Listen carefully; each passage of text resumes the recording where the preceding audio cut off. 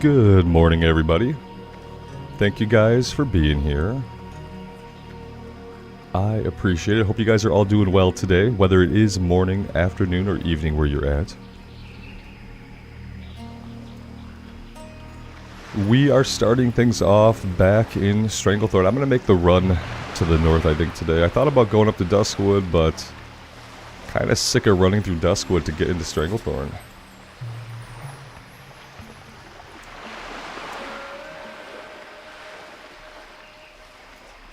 Morning, guys.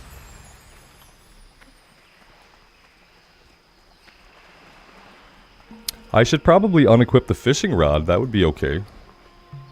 Buffalo Bill, good morning, man. Thanks for stopping by the stream. Alex, welcome. Thank you guys for being here. What do I got here? Nice. Inventory. We could probably deal with our inventory before I run out of this place. That would be a sweet idea. Should probably, just find a place to sell.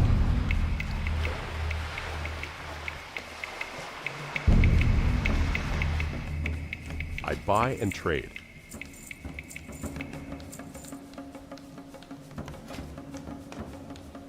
Yeah, we did all that cooking. I probably don't need 50 of these bad boys.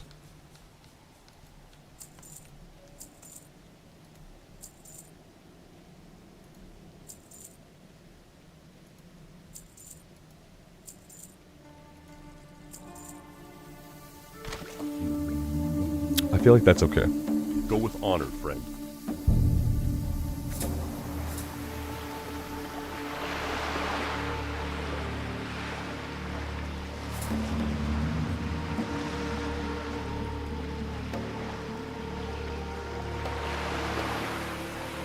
Tim, good morning, man. Thanks for being here. The Plastic Nerd, hello. Thanks for stopping by the stream, guys. Okay, now we're ready to head out. Yeah, we're gonna make the run to the north here. I don't want to make the Duskwood run again. So I thought we'd run from Booty Bay. We should be at a decent level here so that we're not gonna get killed by like a level 42 Mistvale Gorilla or anything like that. Should be okay.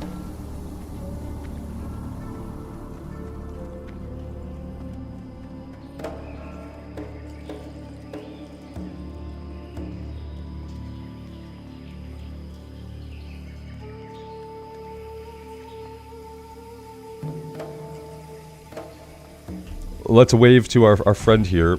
Maybe not target her, though. Yeah. There we go. It's such a relief knowing that she's not aggressive. Yeah, I feel like it makes the run okay.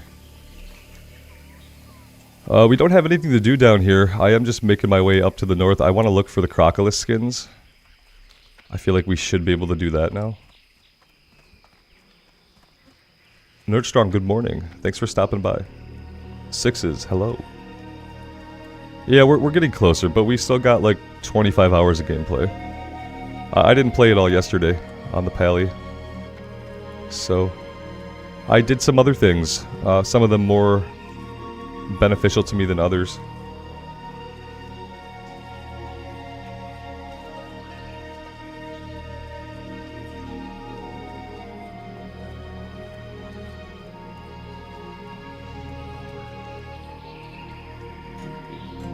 Alex, you bumped into her and she did attack you? Like, did you bump into her by you mean you accidentally, you did a little right click on her when you got too close? Like, I could see getting too close and just making the wrong click and just like that auto attack going off. And then you know you're in trouble.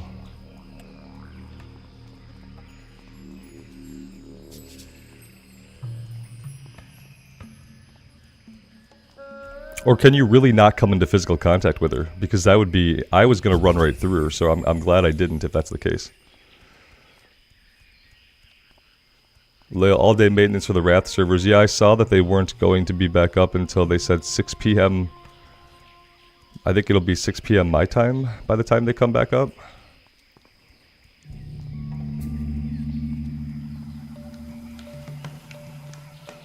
Jason, welcome to the stream, man. Thanks for stopping by.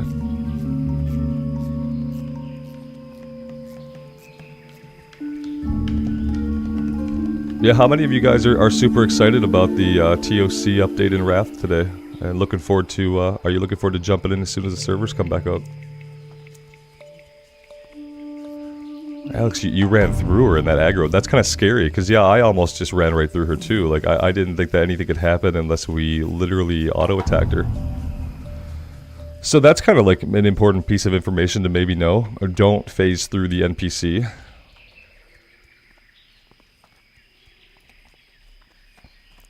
See, the Plastic Nerd, I'm in the opposite boat. All of those raids were like highly played by me. I did all the raids in Wrath a lot. Like, a lot.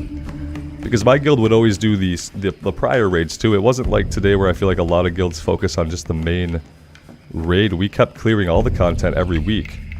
So every time there was a new raid added, that just gave us more stuff to do. So we raided 3 times a week for like 3 hours a night when we had to. And I had a ton of fun, and I did those raids so many times, and I don't really feel any true compulsion to do them again.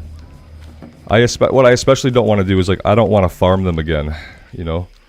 The only way I would farm them again is if I had like a really good group of people, like just a tight-knit group that I could run with consistently. And if it was just like a fun activity that we did for fun, because I don't have any interest in the gear or anything like that. And it's exactly because I have done it so many times. Are we getting you-know-what added today? Are you talking about the looking for Dungeon Finder, man? Absolutely fucking not. No, we're not getting Dungeon Finder today, if that's what you're hinting at. We're just getting more content to do. You know, you're gonna be able to do the heroic pluses, or whatever they're called, the Titan Rune runs. You're gonna be able to do those the same old way you've been doing them for a little bit better gear. You're gonna be able to get some 10-man Ulduar gear off. 10-man Ulduar. Yeah, that's right. And that's it. Yeah, no, we're not going to get the looking for Dungeon Finder, because that would be a reason I'd come back and do a bunch of 5-mans. We did some 5-mans last night, and I didn't have any trouble finding groups, but this was in the evening time, so I feel like it's going to be a little bit different during the times that I normally play.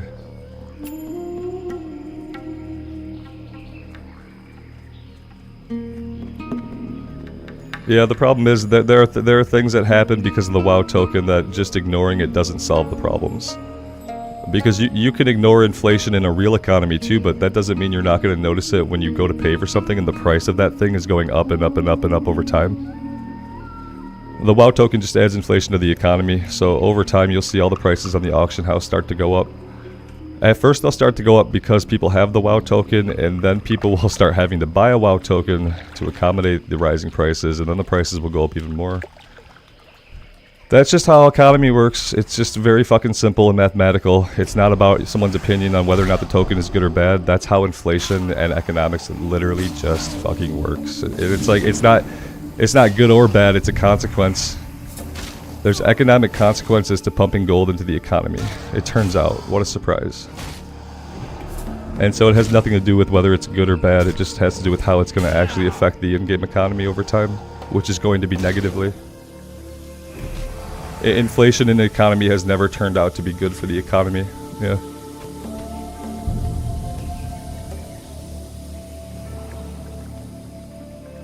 Oh yeah, Alex. Yeah, all people care about is gear score. Yeah, I had to eventually install the stupid add-on, whatever it's called, to get my gear score. And then I got really lucky in like one Nax run, and for some reason the pug just fed me all the gear, so I got my gear score up to like a decent amount, like just randomly. Just from doing like one lucky Nax run. And yeah, so now then I did an Ulduar run I got a piece of gear off of that. So now my Pally has some my Pally has gear that's probably too good for the heroic plus dungeons. Like, it's too geared for that. I can't really get any upgrades out of it right now. But I don't really have any desire to do any raids.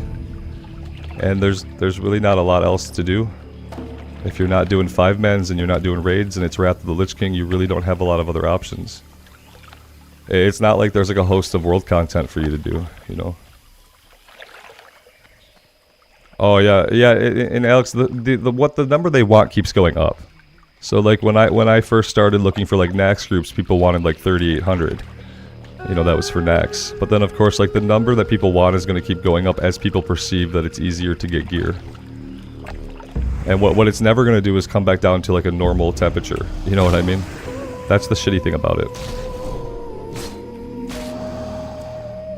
Yeah, if people complain that looking for Dungeon Finder ruined the social aspects of the game, but for some reason nobody points at gear score. Which, like, kind of became a building block for some of the most toxic player behavior that's ever existed. Which is simply, don't meet my number, then piss out of my group. So, but you know, people have selective memories and they just kind of pick and choose what they like to remember and think about.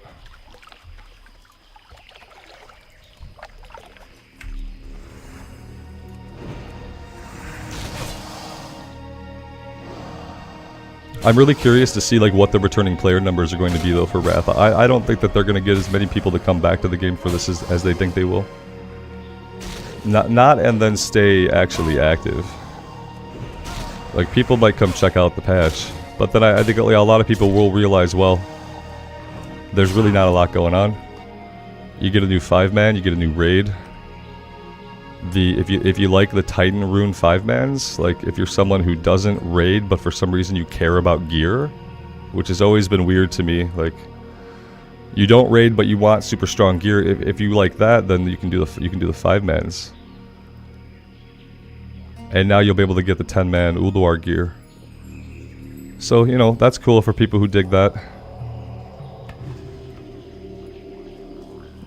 I would probably, you know, farm some 5-mans if they had the looking for dungeon tool. We did a couple last night and they weren't awful.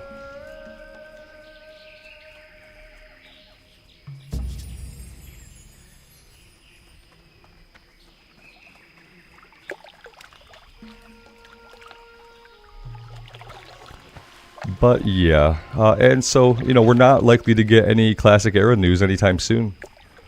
Because now we know like what the future looks like for WoW. We got TOC in June. We'll get 10.1.5 for retail in July. And then maybe sometime September, August, we'll be talking about the hardcore realms. But we're definitely not getting them until August. What level am I right now? Oh, you can't. I wonder why people ask that, and I realize it's probably because you're on a device where like the screen's so small you can't see it, right? Yeah, we're level 36. I kept seeing people ask that, and part of me was like, why are people asking my level? I'd like click on my guy and stuff and like circle it, and then I realized the other day, I'm like, oh, I'm dumb. People are watching on phones. They can't see that. It took me a while to figure it out. I do sometimes put it, yeah, it is often in the stream title, but depending on how far we were in the level and how far we are in the stream, it could be inaccurate, because what I don't do is if I dig mid-stream, I don't go back and change the title. Which is probably something I should do. I just don't do it. I figure between 100 or so people, no one's really going to care that much.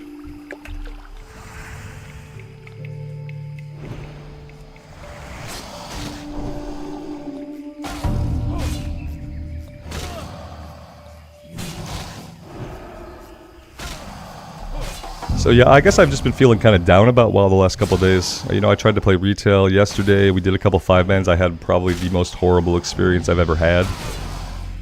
And, oh good, did I get kicked from the Chad guild because I was offline for a day? Oh, that's awesome. I hope I got kicked from this guild. I'll go on guildless for a while. But yeah, it's been a rough couple of days for me and my relationship with World of Warcraft. It's been kind of a depressing couple of days for it. I've kind of come to realize a couple of immutable facts about like the future of the game and where the game is headed. And I don't really like the facts that I kind of see unfolding before us. And I've been trying to like wrap my head around some of it and like kind of plan for the future a little bit better. Virtual Echo, I'm gonna do a guild on the hardcore server, but I don't know if I don't have any interest in running a Wrath guild. And like the thing about like a lot of you guys don't play, you know what I mean? That's why you're here hanging out with me. Especially since my content in the past has just kind of been like immersive, relaxing content and not like super gameplay focused. I can't really have the expectation to like be able to play with a bunch of you guys, especially on like a single US Eastern time zone server. Because firstly, a lot of you guys are from all over the place, and many of you either can't play or you can't play during the times of day that I play due to time zone or like work restriction reasons or stuff like that. Yeah, if I can get 10 of you guys like onto Pagel, you know, and we could do some 10-man raids, but it's like I'm not a raid leader. I'm not a shot caller or any of that stuff, and I never really have been.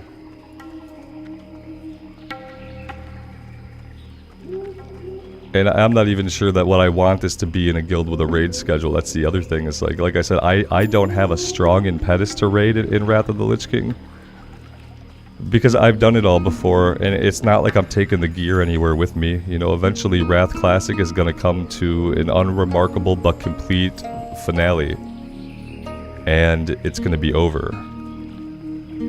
And the only thing that's going to happen after that is that maybe you get to see some kind of Cataclysm Reforged come out. And so maybe you take your Wrath of the Lich King progress and character into some kind of Cataclysm Reforged. But I don't want that, and I don't really care about Cataclysm Reforged or Cataclysm Classic or whatever they end up calling it. And so I don't really have an impetus to get a bunch of awesome gear on my Wrath character, because the thing is, I have my Wrath Paladin still from original Wrath. He's sitting as a Blood Elf right now on like an Alliance server, on the Storm Rage server. That's the same character that I took through Ice Crown. It's the same character that I defeated Algalon with. It's the same Paladin, so it's like I already have that character, you know? He's done all that stuff. He's done all that stuff and he's still kicking. Logan, good morning, man. Thanks for joining the stream.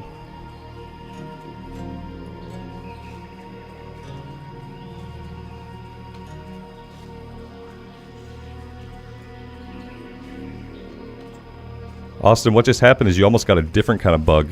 You don't have the bug for a while. I don't have the bug for Wrath at the moment. Yeah. That's kind of how I feel. Like, I don't feel super compelled to get out and play it. Like I said, we did a couple of 5-mans last night, and that was kind of fun just to do as, like, it was a random choice to come down and stream some 5-mans, and that was okay. I healed them, and that was boring, but it was fine. Jake, you want to see some gear on this character? I mean, it's not impressive, but you can have a look at it. We'll fight this raptor.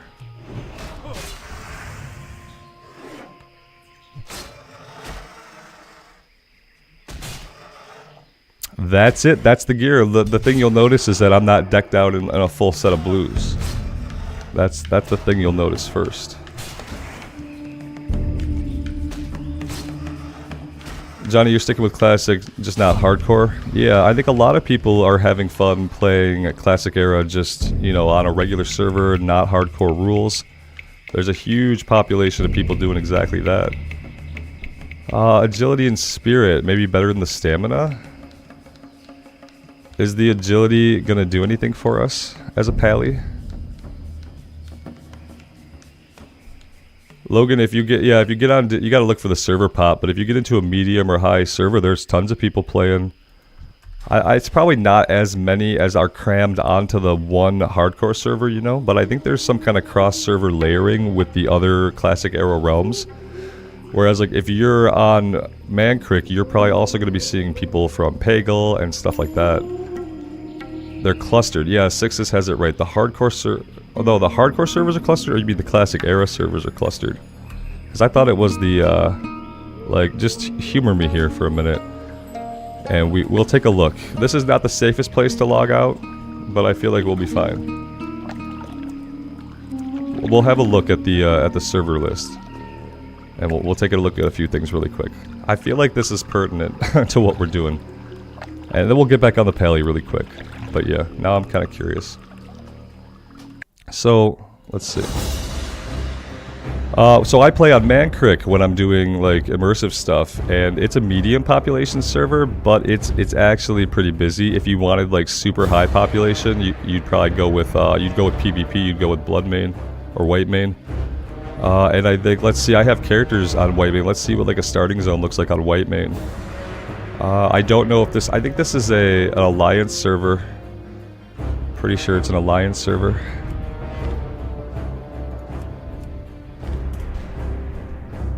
You cannot have... Oh, I forgot about that.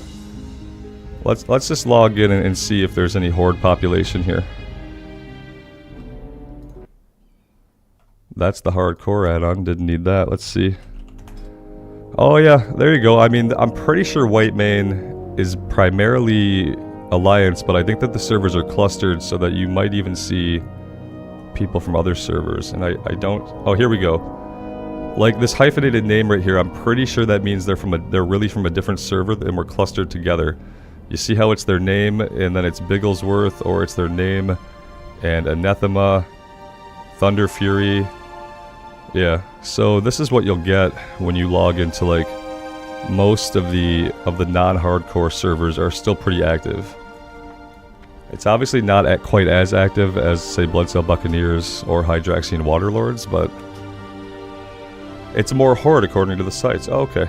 Yeah, and I think it matters less because of the way things are layered in. So even if you were on like the opposite faction, you should still be seeing plenty of players. Because of the way they've clustered them together. And that's our little science experiment for this morning. I don't even remember why I have characters on that realm. Maybe I was considering it at some point or something.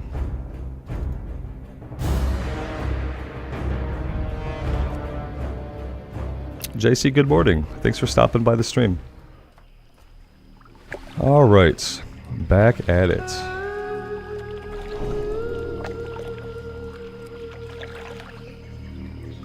Nerdstrong, yeah, I will. I don't think I have it open right now. I don't, because I'm just a bad Discord person, and I didn't even open Discord this morning. Another reason why I would not be good at running a guild is like, basically a guild can easily just be a server community, and I'm terrible at interacting with Discord. I'm terrible at interacting with anything related to like typing text. I hate trying to communicate in text because I feel like I never come across the right... And I hate emotes because I never feel like I picked the right emote for the right, like, reaction.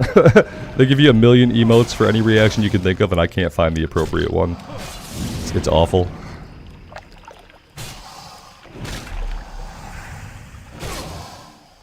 What I was thinking of, like... I was thinking of a couple of different things. Like, the other day we were kind of talking about how, like, none of the level 60s on this server are, like, hardcore players. You know, because we used to see a lot of 60s and we'd think, like, yeah, you know, it's possible to get to 60. There's lots of level 60s, but the reality of it is that most of these people are not hardcore players. Most of them were never trying the challenge to begin with, and a lot of the level 60s are probably back from when it was an RP server. And then when I started to realize, and maybe some of you guys have noticed this too, whenever I inspect somebody out in the world, and I check their hardcore tab, it usually says pending. Like, 90% of the people I've checked, it says pending. And I know that, like, sometimes some weird shit can happen, and you can get put into a pending status because maybe someone griefed you, you have to dispute a death. But then I think of this. We have played so many hardcore characters, and I've never felt like I had to dispute anything. I've never had a character in pending status. And so I don't really understand why so many characters are walking around in pending status. Or unknown. And what I realize is this. I don't think a lot of people that do the challenge honestly do the challenge. And that sounds really negative and presumptuous of me. But I'm trying to look at like the facts that I've been able to perceive as well as the things that I've been able to experience and intuit. And I feel like a lot of people play for a little while and then something happens. And then they really don't want to delete their character, so they keep going. And maybe they dispute the death, you know what I mean? Maybe they feel like maybe I got griefed, maybe they dropped that pack on me, maybe something weird happened. And then they walk around in pending status. You know, conceivably you could keep yourself in pending status forever by opening tickets, I guess. Yeah, if someone's not broadcasting, and that's exactly right. If someone's not streaming or broadcasting, you know, they don't have that external impetus. Because some people need an external impetus in order to be honest, and even though it's a self-imposed challenge. So here, and this is the point of all this, so it doesn't matter right now, right? Right now it doesn't matter. If someone gets killed, they want to keep going, they can do that. It's fine, nobody cares. They get to play in a vacuum, right? I don't care if people are walking around unverified, it doesn't bother me. But what's going to happen is when we get the official Blizzard Hardcore server, they're not going to be able to play that way. How long do you think those kinds of people are going to engage with the official Blizzard Hardcore server when they can't play hardcore the way that they want to? When they can't get themselves those bags? When they can't keep going because that death just kind of sucked and it didn't feel fair? How many people are going to engage with the actual baked-in hardcore server for very long when they don't have a choice? Does that make sense?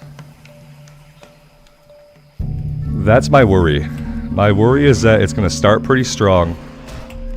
But my worry is that most people don't get very far and that most people really don't like deleting their characters. I think it's a small subset of people who actually play according to the rules. I think the subs... When you take all the people doing the challenge and you take the people who are actually following all of the rules every time no matter what, I think that number of people is super small. Rightly so, because it's a hard-ass challenge. And it's basically almost masochistic to try and do it on most classes. And I worry what that's going to mean for the hardcore official servers and how long they're actually going to be popular at all. Yeah, you think that the idea of hardcore is reviving classic servers, but that's not necessarily true. What's reviving the classic servers is classic era WoW. What's reviving the classic servers is people wanting that journey. That matters more than the repetitive group task that they would otherwise do at endgame and retail. That's what's bringing back classic. What's bringing back classic era is the fact that other modes of the game do not feel as intrinsically rewarding. And I think that hardcore has had this much to do with it. Hardcore might have brought some people back into classic era like me, who like maybe I would not have touched classic era again. If they did a season, I would have, and so that's where I kind of dispute that. Because we did have Season of Mastery, and we are going to have a new season. But yeah, I feel like hardcore's, you know, had a small part to do with it. But I think that the other part is that people have found other versions of the game less intrinsically rewarding.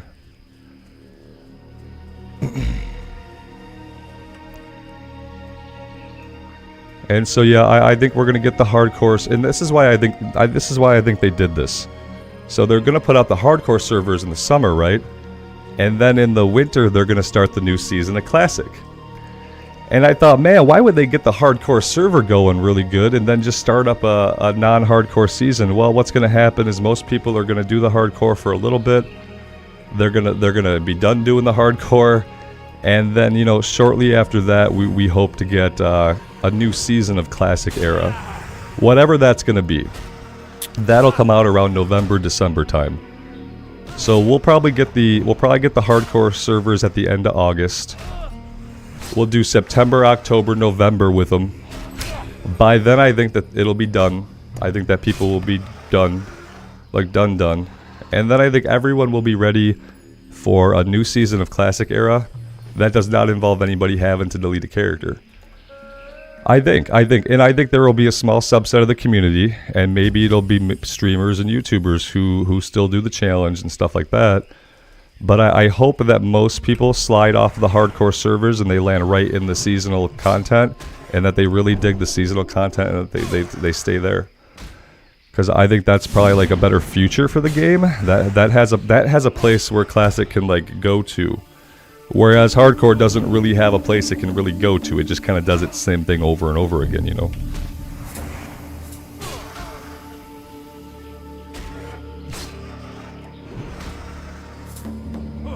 Taxiarchus, if you're talking about on the new realm, when they open up that hardcore realm, you're not going to be able to play any character on that realm that's not hardcore.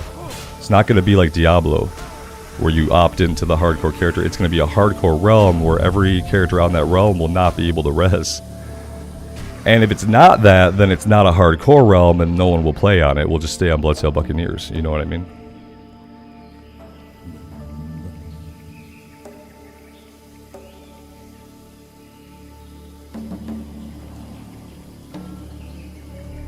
But anyway, you know, and I could be totally wrong about all this stuff. But that's kind of where my head is at. I feel like the hardcore servers are going to go okay for a while for most people.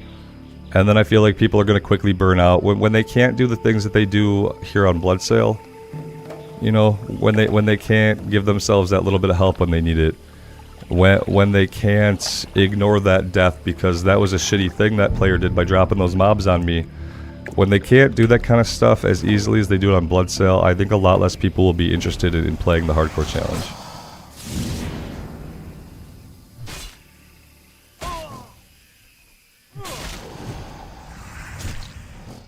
And I think Blizzard knows this. Yeah.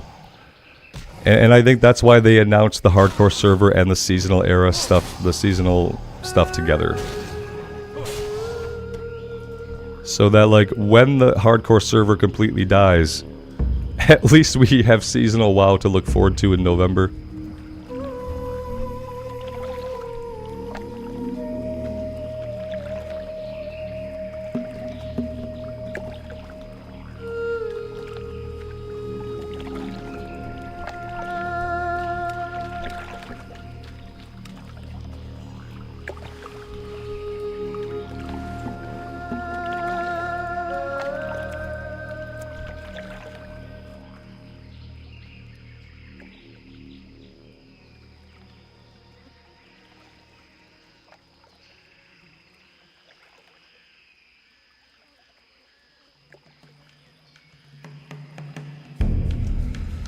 Yeah, November's when BlizzCon rolls out. Yeah, which tells me that, hey, we probably won't get the new season till like December. Yeah, because they'll want to be able to announce it and talk about it at BlizzCon. So yeah, scratch that. We won't get a new season in November like the time we got SOM. Because BlizzCon's like the 20th of November, so we'll get something like, it's probably uncomfortably close to Christmas, close enough to, you know how like when they release something around Christmas, on the one hand people are like, well, I'm on vacation, I got more time to play. But then on the other hand, people are like, it's family time, much bitching must commence now about the time that I have. So yeah, they'll put it out on like December 20th or 15th. So that part of the, because they have to do that every Christmas. They have to put something out that like enrages half the community while making the other half of the community perfectly happy. Because it's a family time, yes, but it's also some of the only time out of the year that like a lot of people even get any time off. So yeah, we'll see it. We'll see seasonal SOM2 December, whatever a Tuesday is in mid-December.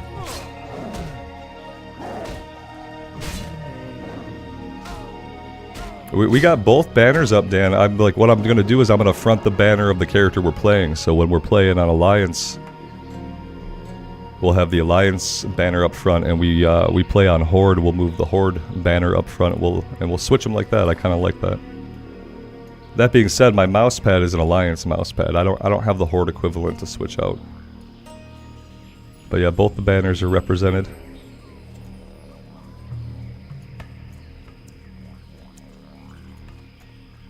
Those were a Father's Day present from my wife.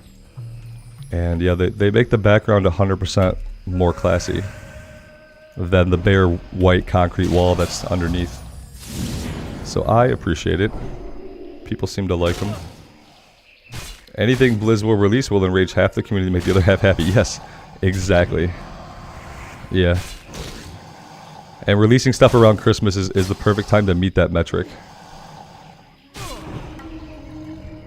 So that's when we'll get SOM2. And we probably won't hear anything about it until BlizzCon, because with Diablo 4 already being out, they're probably like trying to scrape the bottom of the bucket for what to talk about at BlizzCon.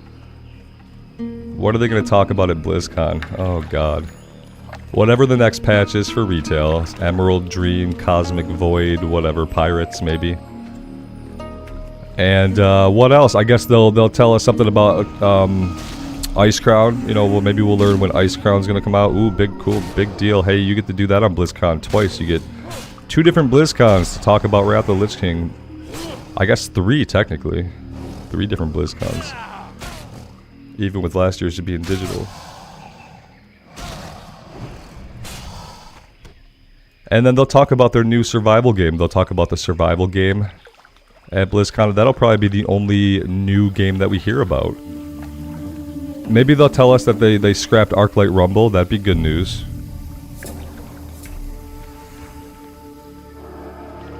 JC, you're wondering about the world revamp rumors?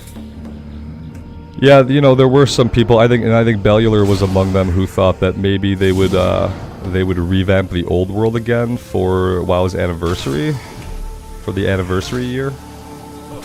That would be cool. I mean, the old world needs a rework. If they plan on doing anything in retail World of Warcraft back in the old world at any point, they're gonna have to rework a lot of stuff. It is a lot of work, and it's not gonna bring them the value that they would want for that work, and that's why they're probably not gonna do it.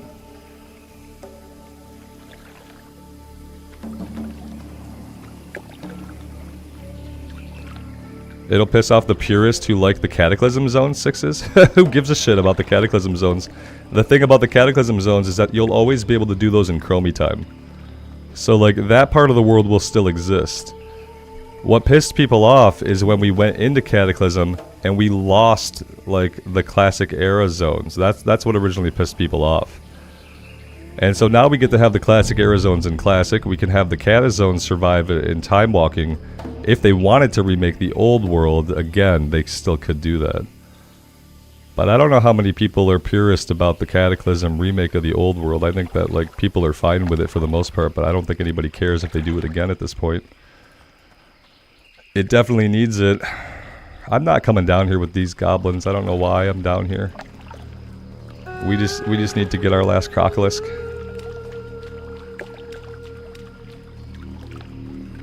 I mean, they'll do what they can. We talk about Blizzard, but keep in mind, the developers don't get to make the choices on how the money is spent. The fucking CEOs and VPs and the presidents, they get to make the choices on how the money is spent. The artists, the developers, the coders, the writers, the story designers, the lead technicians, the senior technicians. None of those people get to decide stuff. It's like your job. You go to your work, you do the work that needs to get done, that your boss or their boss or somebody's boss said needed to get done. And sometimes you get this much say in what that looks like. And they're in the exact same boat. They probably have about this much say in what the output looks like, but they're just being told what to do. Can't really take it out on them. It's not like, don't think that it's not because they don't want to, right? Don't think that, like, the developers at Blizzard don't want to do cool ass shit in the game that makes people happy. I'm sure they do, and I'm sure, like, the individual developers and those teams and those leaders have, like, really cool ideas. But every cool idea has to be greenlit by, like, a moneymaker at Activision, so you don't see a lot of actual good ideas get into the game, because the money-making guy, he can't always see how that's going to make any money, because sometimes it's not going to. Yep. Hey, there we go. That one is all done. What is up here? Fuel regulator blueprints. Yeah, that sounds like I'd crawl up that rig and get killed up there, probably. I'm assuming it's up here on the rig, and then we have tumbled crystals we can get from these gobs. But the last time we ran into them, you know, we had some problems. Now that was a while ago. The underwater zone, yeah. I made sure that was the first zone I did when Cata dropped because I knew I was going to hate it. And, like, you kind of had a choice of where to go, I feel like. And that was like, let's get the water zone out of the way and then hopefully never think about it again. They gave you that cool, like, seahorse mount to ride around on, though. That was pretty neat. It made it a little bit less painful. But yeah, I also, as a person who hates fighting underwater, I was quite perplexed when I saw that an entire zone was going to require me to be underwater. The way they ended up handling it, though, where you had, like, a run boost on the bottom of the water and you got the mount, I feel like they handled it okay, but yeah, not my favorite zone. To be sure. I love the Indiana Jones stuff in Oldham. I thought that was really cool. Indiana Jones being, like, you know, one of my favorite trilogies. We'll say my favorite trilogies because we don't count Crystal Skull.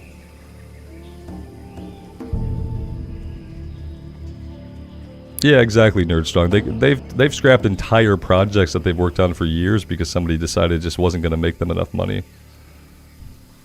That's just how it is. It isn't good, but it is what it is.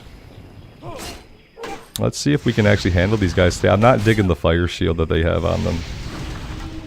I'm not digging the combination of the fire shield and the lightning. And the run. Oh, good. It's the trifecta. Lightning, fire, and running away at 30% HP. Okay. Yeah, 6s, they dropped the archaeology profession so hard. They just kind of like brought it out. It wasn't exactly what people wanted, but it seemed like some people liked it, and then they just never supported it. They just never supported it. Yeah. It was a cool idea. It was one of those ideas, like, it would have taken money to make it good. Because it would have taken development time to make it good, and it wasn't going to make them any more money, so it never got greenlit to do anything with it. I'm having, like, bad flashbacks. This area right here, I think, is where we did our death run, and we dinged and it saved us. So I'm not feeling too great right now. Okay, so do we want to be here? I don't know if we want to be here. We do need to switch our heal back and get that off of our bar.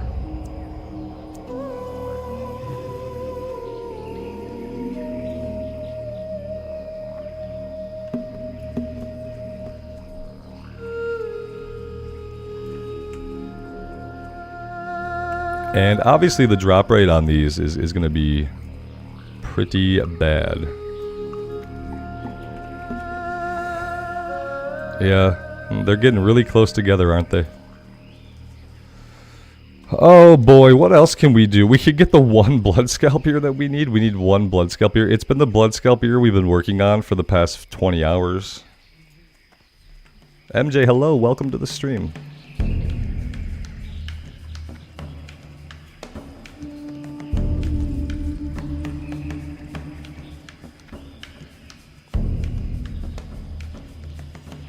Sergeant, you saw that clip when we ran into the river and dinged? Yeah, it was crazy. You know, there's no reason for this character to be alive right now, but we are. Is that a comment about? No, I don't even know. I don't even know. I'm not gonna speculate. Julian, I just don't know what you're saying, man. I'm not even gonna speculate. I mean, I know who Michael Jackson is. I just don't know what we're talking about right now. Maybe I missed something. I'm gonna carry on with my life.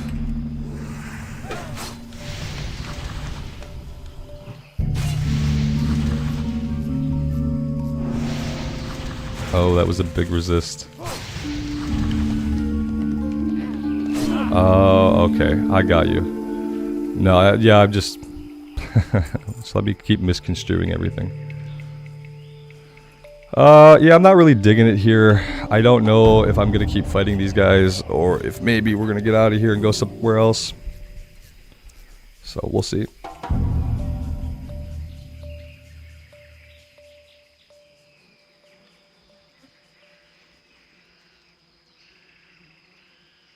And we're trying to not run the air conditioning as much, and it's not really working for me. It's not really working for me. JW, yeah, I will play on it. I just talked a lot earlier about how, like, Blizzard isn't gonna mess it up, but the server's gonna die really quickly anyway. It's not gonna be Blizzard's fault. Because Blizzard's gonna provide us with the place that we say we want, which is an official hardcore server with some baked-in rules. The problem is that I don't think a lot of people really like playing by the rules, you know what I mean?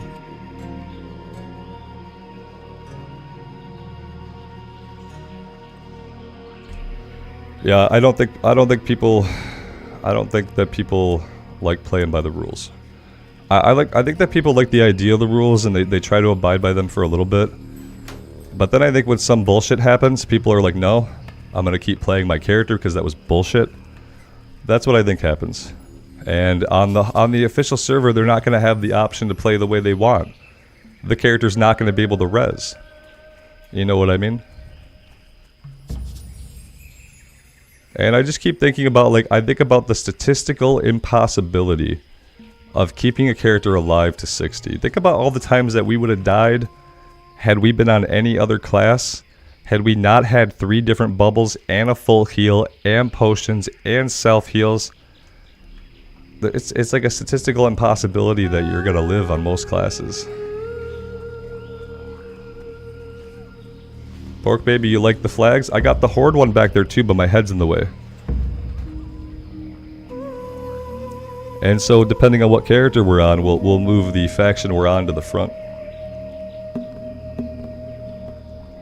How many times do I think Classic will return, get popular again, and then before it stops returning for good?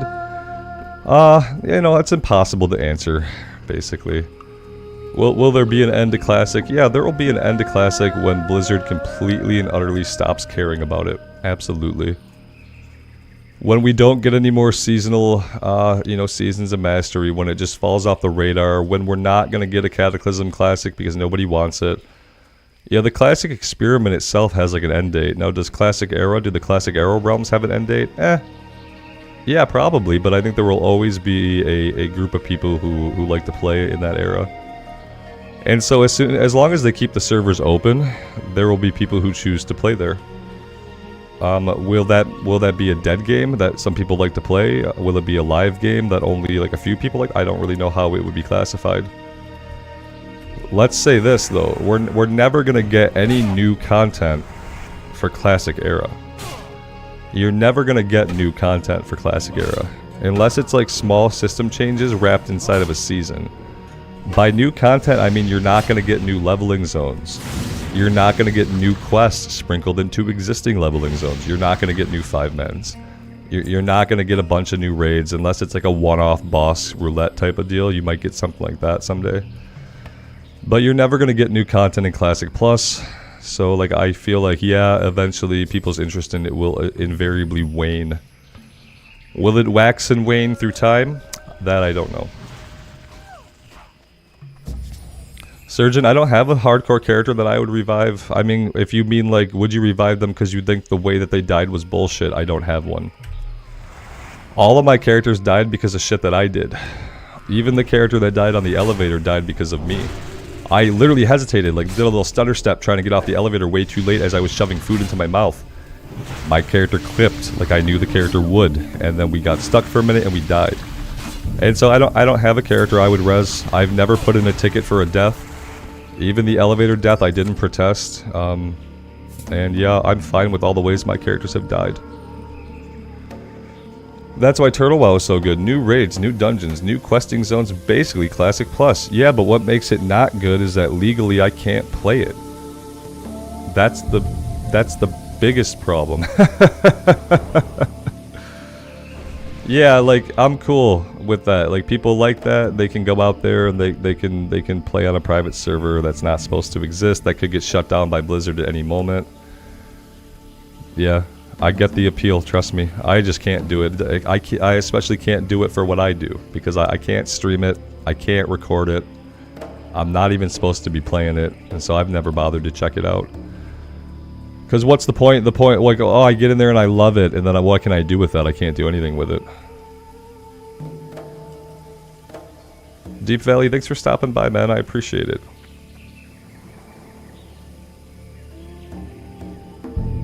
Right, Tim, how big can they get before, you know, Blizzard will get sick of hearing it. Blizzard will get sick of hearing, look who does Classic Plus right.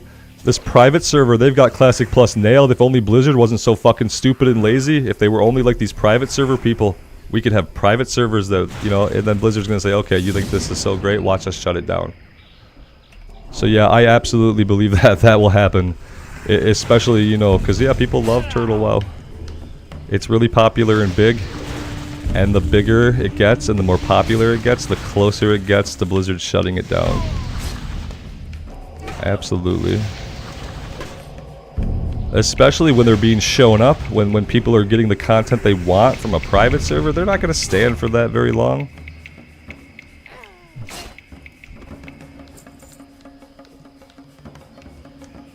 You got onto a WoW private server and they shut it down without any warning.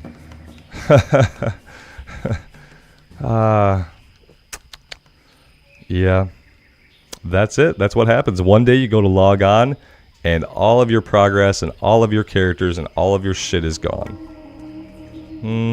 Absolutely. And you can't do anything about it. You were never supposed to be playing there to begin with, so you really can't complain to anybody, especially not to Blizz.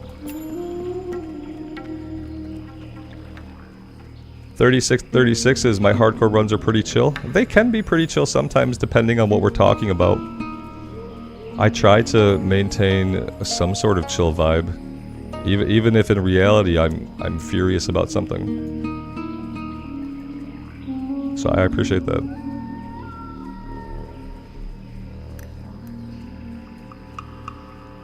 You'd think that, you know, Blizzard could just say, hey, Turtle, wow, you've got some really cool ideas. We're gonna shut you down. But first, we're gonna buy a lot of your cool ideas from you. We're not gonna use them right now. Maybe ever. But we're gonna shut you down. But we're gonna buy some of your ideas first. That could be likely.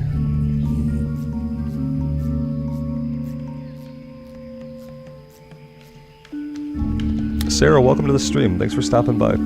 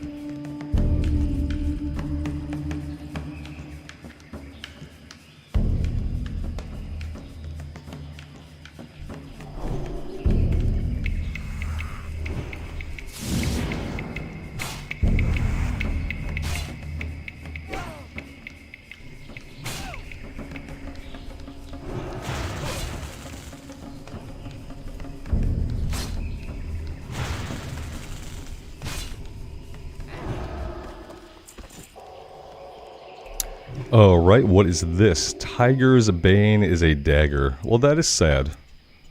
I was kind of hoping for like a one-hand sword.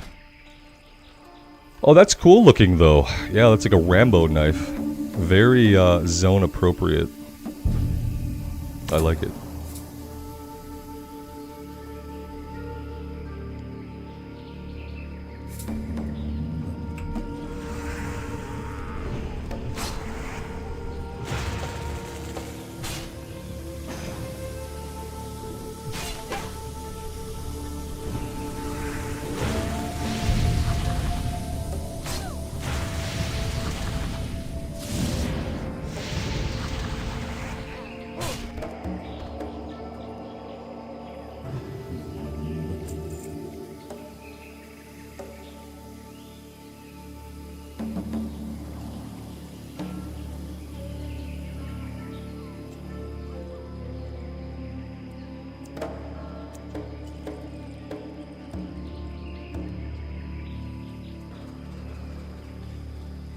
Alright, we just had a shredder spawn on top of us. That was fun. I'm glad it at least didn't go live right away. Like, it gave us the second to get out. And that was very polite of it.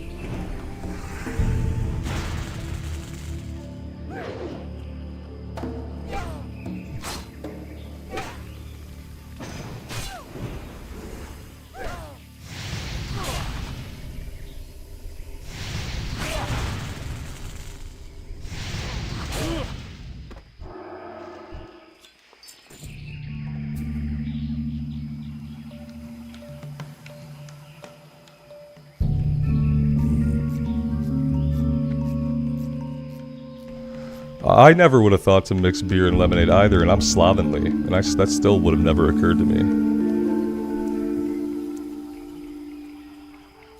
I'll put like vodka into a beer, just for like some additional alcohol content. But I never would have thought to mix a beer and lemonade together.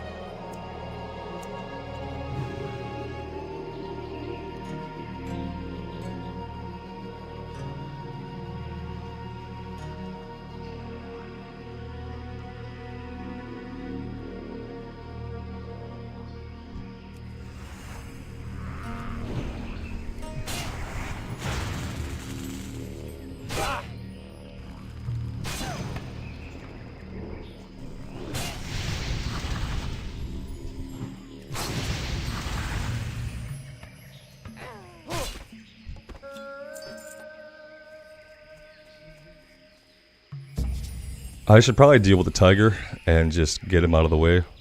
Sorry, get her out of the way. Stranglethorn Tigress.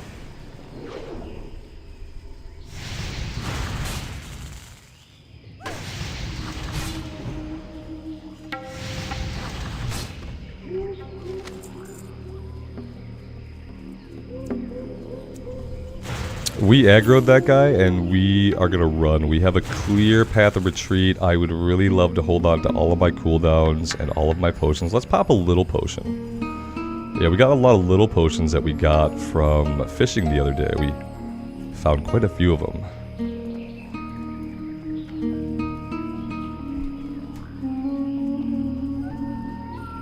Elite Ogre. Oh, damn. Dan, thank you for that call out. I did not realize this was an elite guy because I was just kind of thinking about the ogres over here. And this guy is not only an elite, but the scarier part is that he's level 41.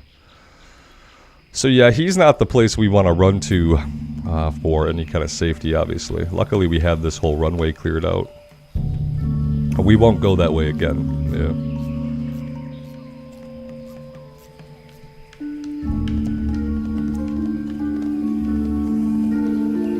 JC, you like the fishing stream? That's awesome. I enjoyed it too. And I'll probably do another one.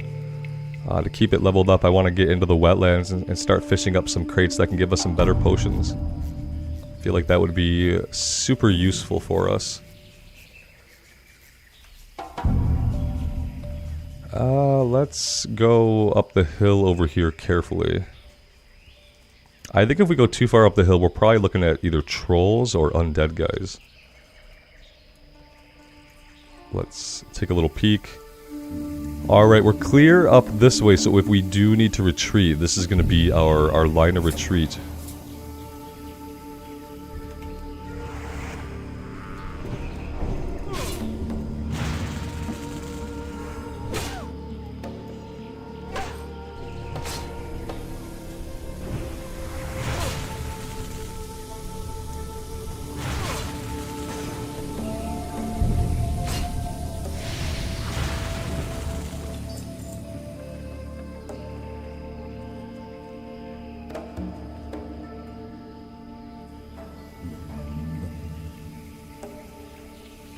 Daro, see, I'm the opposite. I can't really fish in real life because I hate hooking fish even to throw them back, and we're not gonna eat them. My son likes the idea of fishing. He was always asking to go fishing in Missouri and stuff. We did it a couple times, but even doing catch and release, like, I hate hooking a fish through its mouth and then just we look at the fish. Oh look, we caught a fish. It's suffering now. It's suffocating and it has a hook we have to rip out of it. Now let's throw it back. And that just got to a point where it was too meaningless for me to continue. So yeah, now virtual fishing is all that I do as well. If I was going to eat the fish, that would be different. I just don't like hooking them just to toss them back. I don't know if it's a good heart, JC, or just an inability to deal with any type of guilt. Which is not quite the same thing. Avoiding things that are going to give you guilt, that probably has positive actions that spurn from that, but it's a motivation thing that's a little bit different, I think. It's like that thing that people say, I don't do it out of the goodness of my heart, and that's absolutely true in this case. I do it because it makes me feel wrong, and I want to avoid feeling wrong. For entirely, personal and, selfish reasons, I want to avoid any wrong feeling.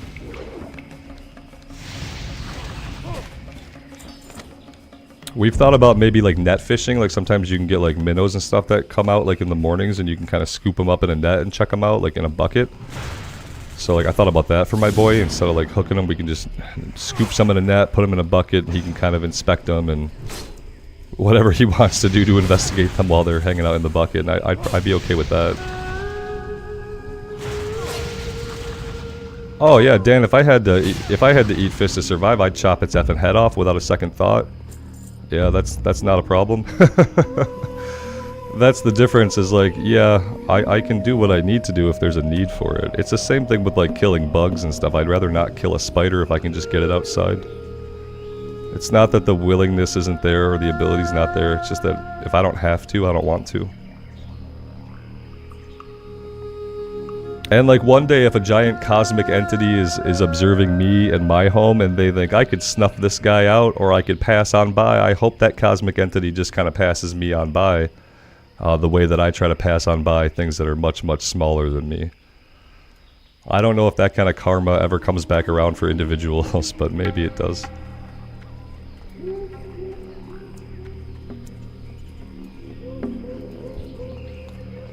Sarah, I appreciate that. Some people call some of my takes a little bit off. I've been told that some of my reasonings and rationales for things in reality are just a little bit off.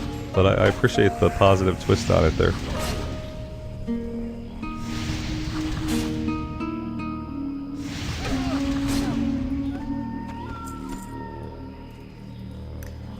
It's not a good heart, though. It's not that. It's something else. Let's be safe here. I worry about these tree stumps hiding like a bunch of gobs. We're good over here. Where are we at with the quest? Oh, 7 out of 8's not bad. We're going to be able to complete this one. This one was not nearly as frightening as I kind of thought it was going to be. But when you have a really traumatic experience in an area, it kind of puts you off that area for a long time. I think it's been like, what, like 10 hours since we had our close call here? It's been a while.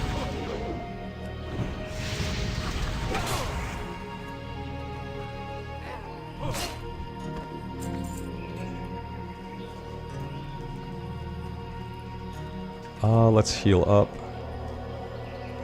The real question is, do I want to go up this thing for... What do we need up here? We need some kind of item.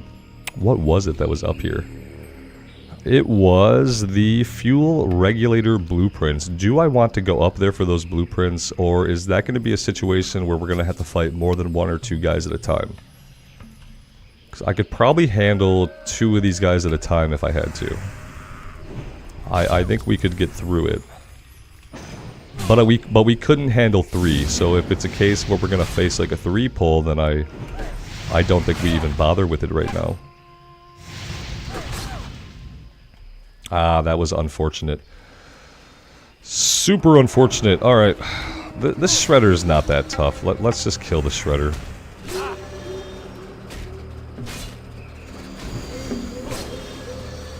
This is kind of like the test. Can we take on 2 of these guys if we get a runner? Yeah, I think we could take on 2 of them just fine. There are patrols up there, Dan? Yeah.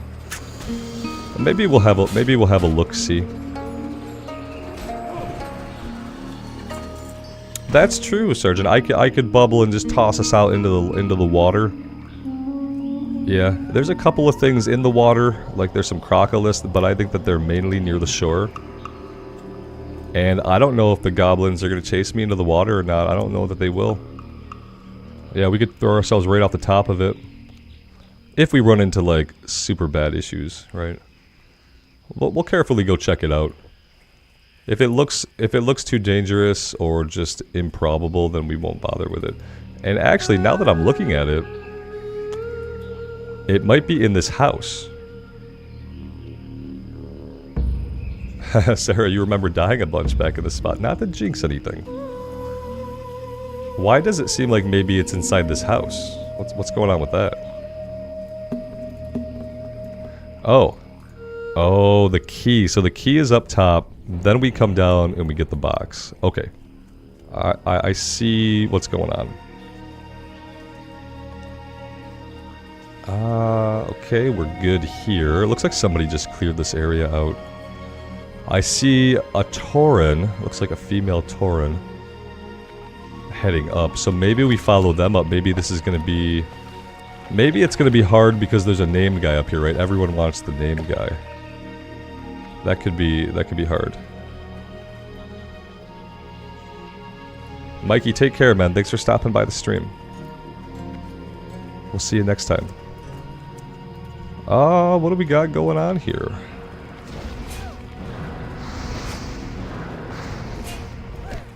Cool, cool. Now, yeah, this must be a named guy. Kozzel's key. Okay. Well, I mean, we could stand around and compete with these people, but I don't think that's the way to go. Let's try to get our last crystal. And then we can kind of think about what else we want to do. And where else we want to do it at.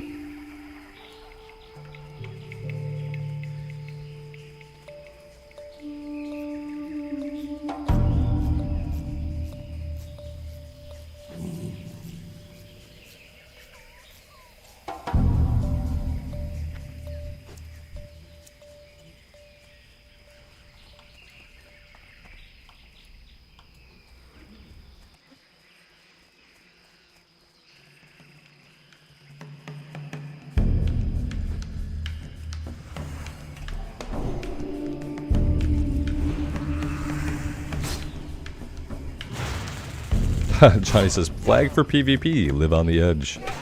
Absolutely not. No, no, no, no, no. It's not how we do this one. We're trying, this guy has to live. And now we know that the, you know, the official hardcore servers aren't coming out until like September, August or so. So now we know like a time frame that we have to survive in. So we definitely can't get killed off.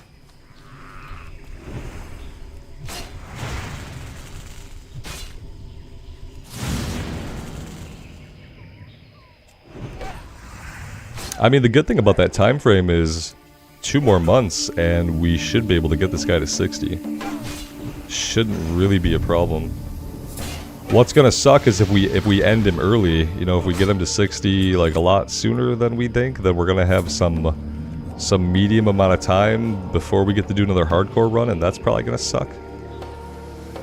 All right, we got what we needed. We could go camp this out, but I don't really know if we have to. Let's go see if anybody else is up there. I really don't want to compete for a mob. If it's only one person, we could probably judgment spam and we could probably get it. I just don't know if I want to be that person today. Virtual Echo, you used to throw house spiders out of your apartment until you learn that it kills them, like out of your apartment window. It would depend on the size of the spider. A lot of insects live at like the micro scale, so like a fall that would kill a larger animal, they don't even really notice. I know that if you drop ants out of an airplane, the ants don't really notice or get hurt when they hit the ground. I don't know if like if some spiders are big enough where they just go smush. Sergeant, what do I think is the most common way to die? Fireballs. Not by a mob though. I mean, I'm not sure. Falling off something, I guess, if you're not getting killed by a mob. But the most common way to get killed is respawns. Respawns hurling fireballs. Seems to be like an easy way to get killed. We fell off the elevator in Undercity. That's how we lost our level 25 undead priest. Like that. I'm assuming some people probably also walk off the railways at Thunderbluff because it's really easy just to auto run off of them if you're not careful. They don't do a lot to actually keep you safe, it turns out. Yeah, see, somebody just got him. I think that the Tauren got him. So we'd be waiting 5 minutes for this guy to come back, and I don't really want to wait 5 minutes. Whitney, welcome to the stream. Thanks for being here. I appreciate you stopping by.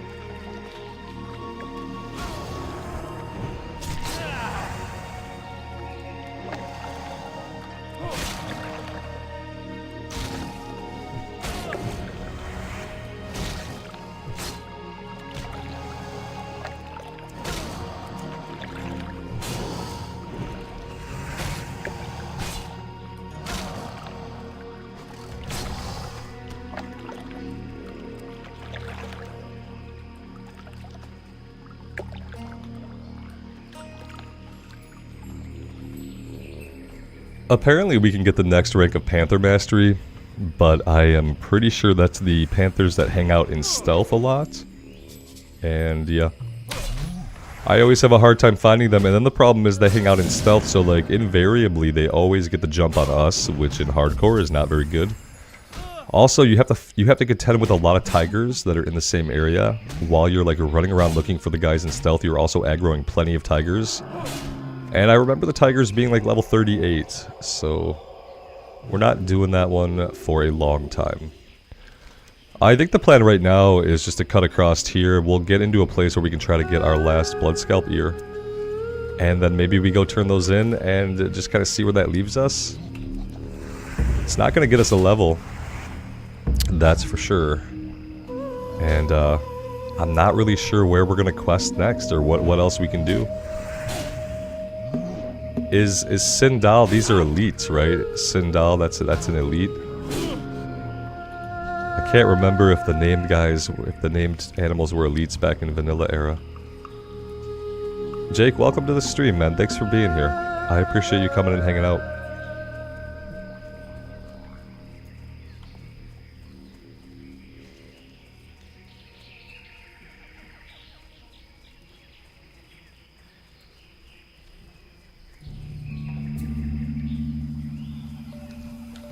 Sindal isn't, but the others are. Awesome. Thank you, Vince. Sergeant, we don't have Consecrate on this character because you have to get it out of the Holy Talent tree. So I don't think we grabbed it. Let me take a look. Pretty sure we just didn't... Yeah, we didn't grab it. It would have cost us a talent point. And since we're not tanking, we don't really need to do AoE damage to anything. I don't even like fighting more than one thing at a time. I had thought, like, you know, it would be a little bit of holy damage kind of ticking away, but at the same time, I think it has, like, a higher mana cost. 135 mana, yeah. I just don't want to blow through the mana, you know?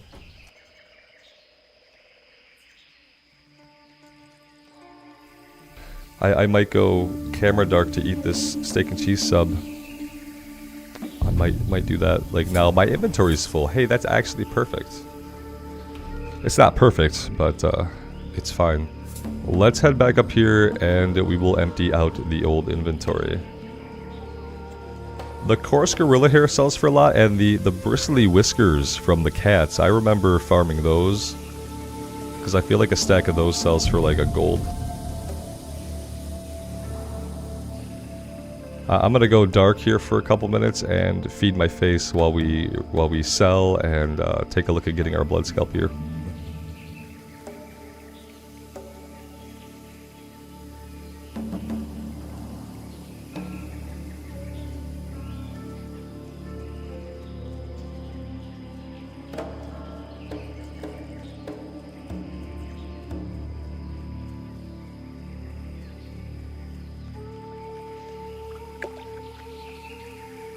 Looking for something specific?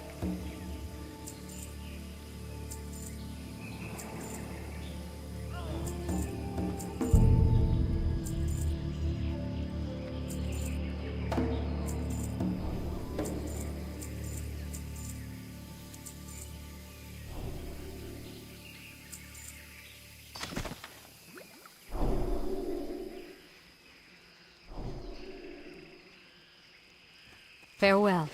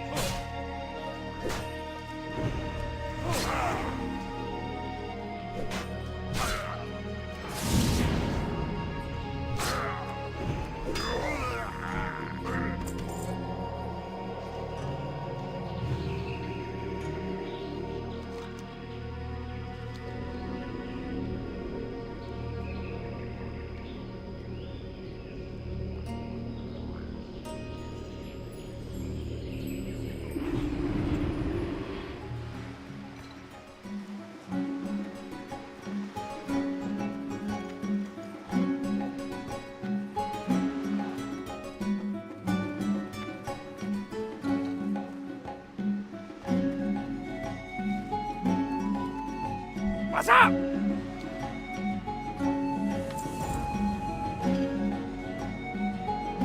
Glad I could help.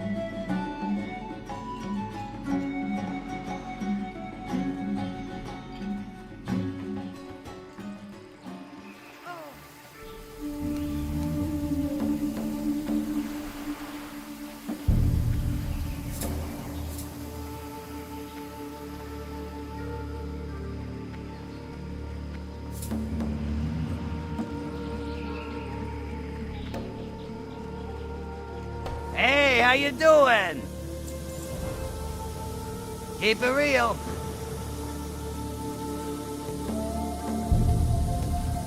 Alright, so what are we gonna do next, guys?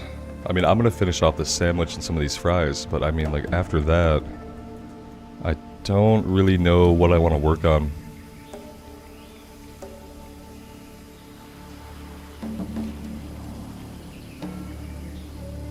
We could go to Swamp of Sorrows and we could do this one.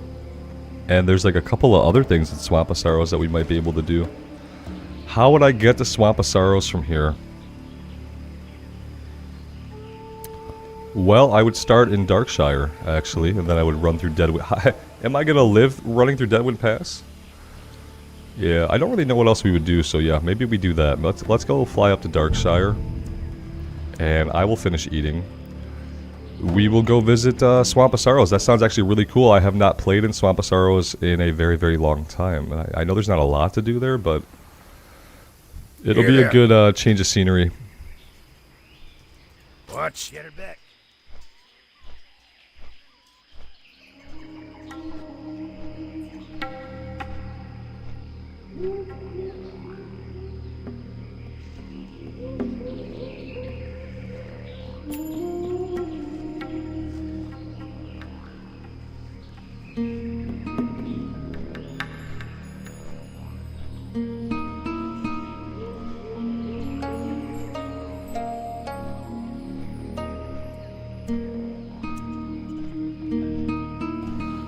Yeah, if anyone's hungry or thirsty, you got a 2-minute flight. You can pop away for a bit, and then after that, we're just gonna be making the run through Deadwood Pass. So, assuming we don't get killed by something in Deadwood Pass, it should be an uneventful next 5 to 7 minutes.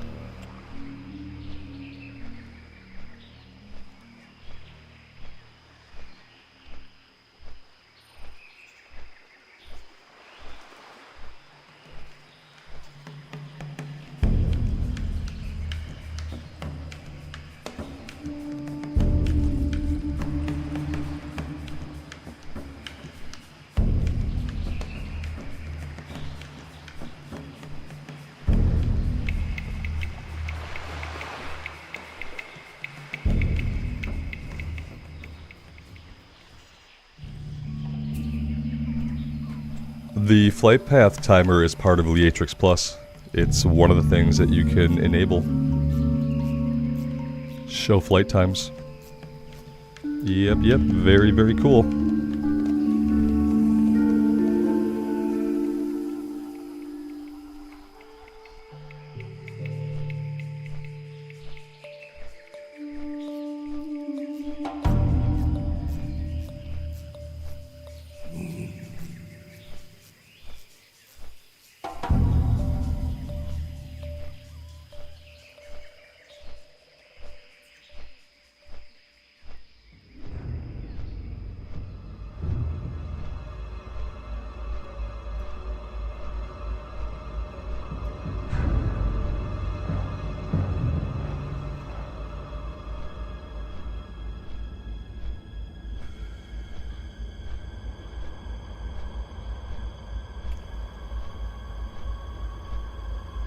Blood Moon, good afternoon. Thanks for being here.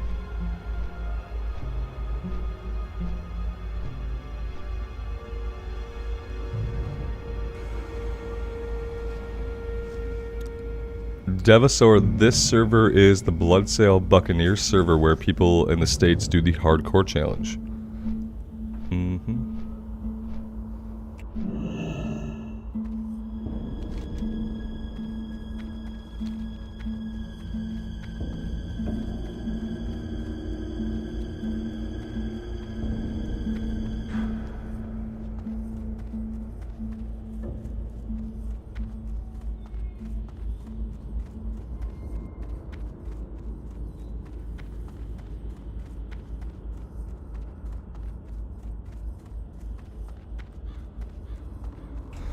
My thoughts on the official hardcore servers? Yeah, it's really cool that Blizz is doing that, and I feel like a lot of people are gonna bounce off of it after a couple months, once they don't have a way to play how they want.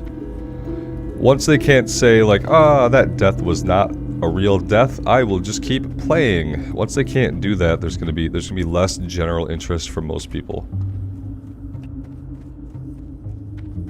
Brother Jerry, do I have a well-fed bonus? I really feel like I do. I feel like I'm suddenly more alert. Like, yeah. I got some fortitude and some intellect, I think, off of that steak and cheese sub. Yeah, I think the official hardcore servers, ooh, it's a skull. Robert, stay on the road. I thought that was the road. I thought that was the road. I'm gonna stay on this road, right?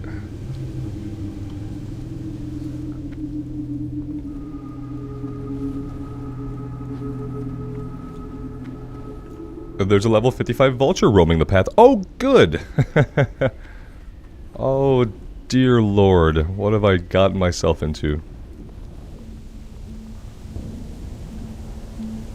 The official servers are going to be... We're assuming vanilla era, because we're assuming, wow, like, that Blizzard isn't completely stupid. So we're assuming that they're just going to be vanilla era servers, yeah. And yeah, you know, once people do their first couple of characters and there's no way just to keep playing the character after it dies, most people will decide to go play normal classic era where they don't have like no resurrection options.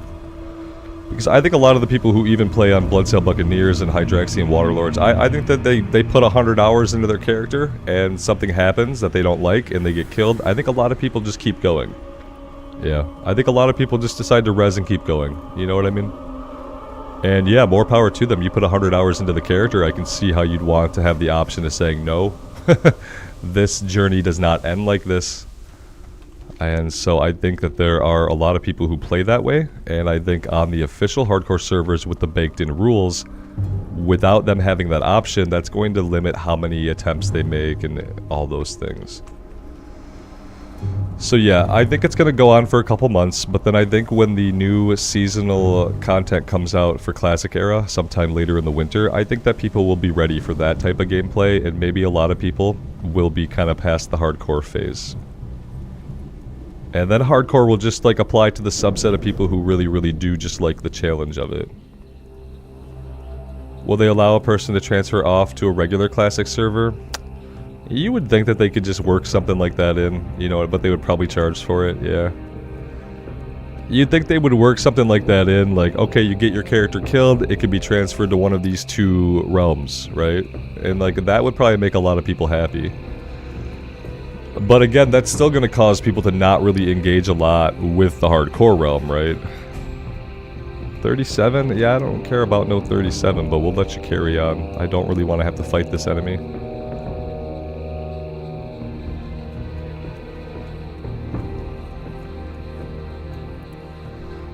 Over here we have Specks of Dream Dust. I don't know which quest this is. Where are we looking at this? Here we go, the Dream Dust in the Swamp. Is that the same as the Amethyst? Huh, okay. Weird. Should we come up here and grab this guy's quest? I feel like we should.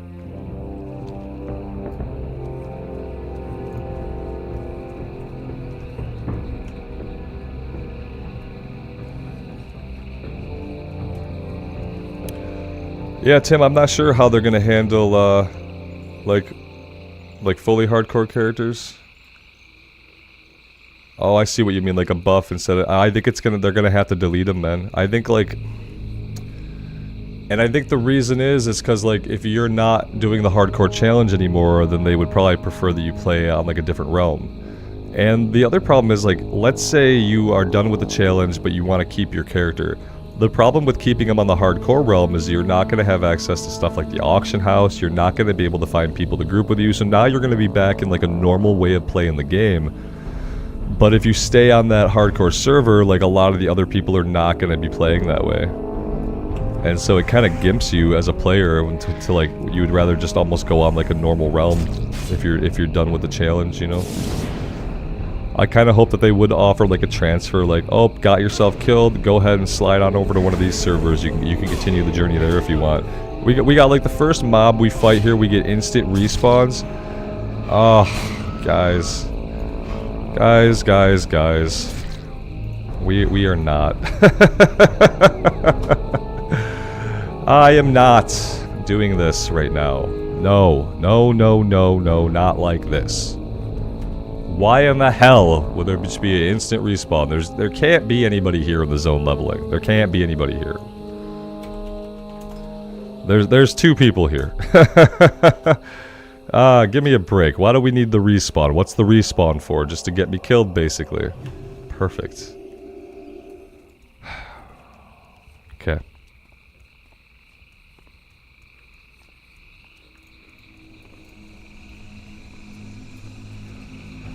Okay, trying that again.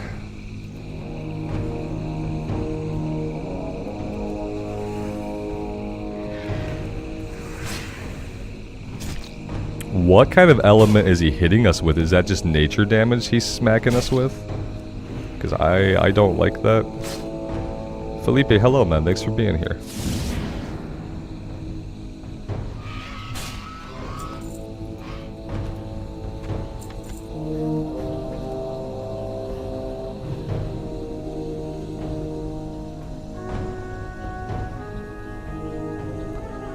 Yeah, for completing the hardcore challenge, like if you get a character to 60, then I think that something should change about your character to make it obvious that that you got your hardcore character to 60. That would be cool. I think we'll pull you next. Now, I have not done a lot of questing in the Swamp of Sorrows, so this is all very new to me. And in hardcore, new is dangerous. Like, look at how much these guys rove. They rove quite a bit, and I am not prepared for the roving. I have not prepared for the roving, and they don't move. I can't move them. They move very little bits. Okay, come on, yeah, come with me, buddy. I'm not digging this. We have a human paladin here, level 40, which tells me that I am too low of a level to be here. Yeah, these freaking drakes. Oh my gosh. Okay, let's get some mana back. We could do this if we keep our heads up and we stay alert. It's definitely possible. I'm gonna take out this cat. I can't have this cat here.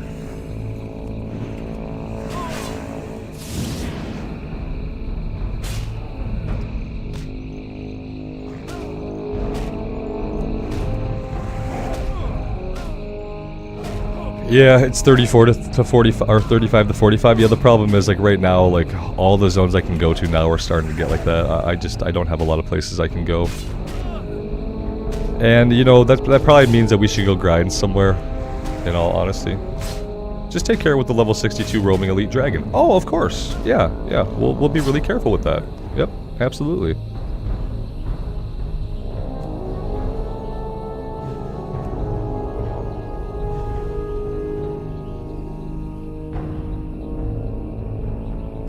And then the problem is, like, while we were killing that mob, somebody went behind us and killed all the ones that we actually needed, so...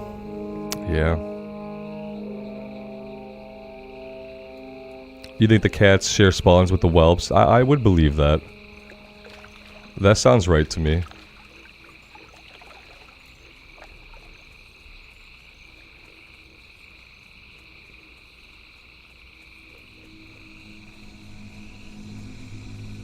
Yeah, there's absolutely nothing alive back here right now. I did notice a cave back here that I am like, I have so little interest in sticking my head into this cave. No, I don't even want to look at the cave. Maybe we ought to go grab this quest from this guy? I don't know. Part of me just wants to leave. Part of me just wants to get out. It's a nice lore cave. Yeah, what I read from that is that I'm gonna die in there. Yeah. That's what I read out of that. We got our horde PvP NPC popping down the trail over here. Let's try to avoid her. And maybe eventually we get some respawns. I don't know.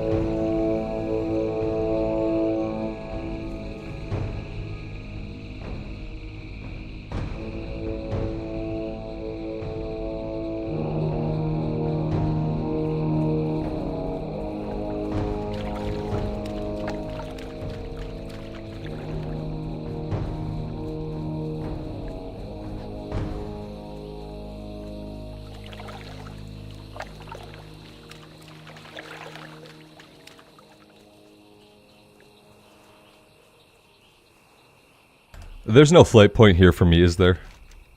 Like Alliance, we don't get a flight point. We have a flight point in the Blasted Lands, but I don't think it's safe for me to go get it. I don't think we can do that right now.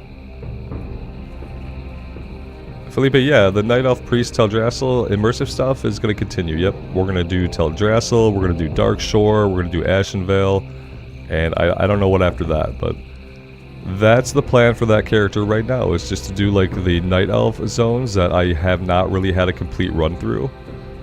Places like Dark Shore that I've never finished. I would very much like to see. So yeah, there is a video for today that will go up at some point. I guess I didn't schedule it for this morning, so it'll go up this afternoon.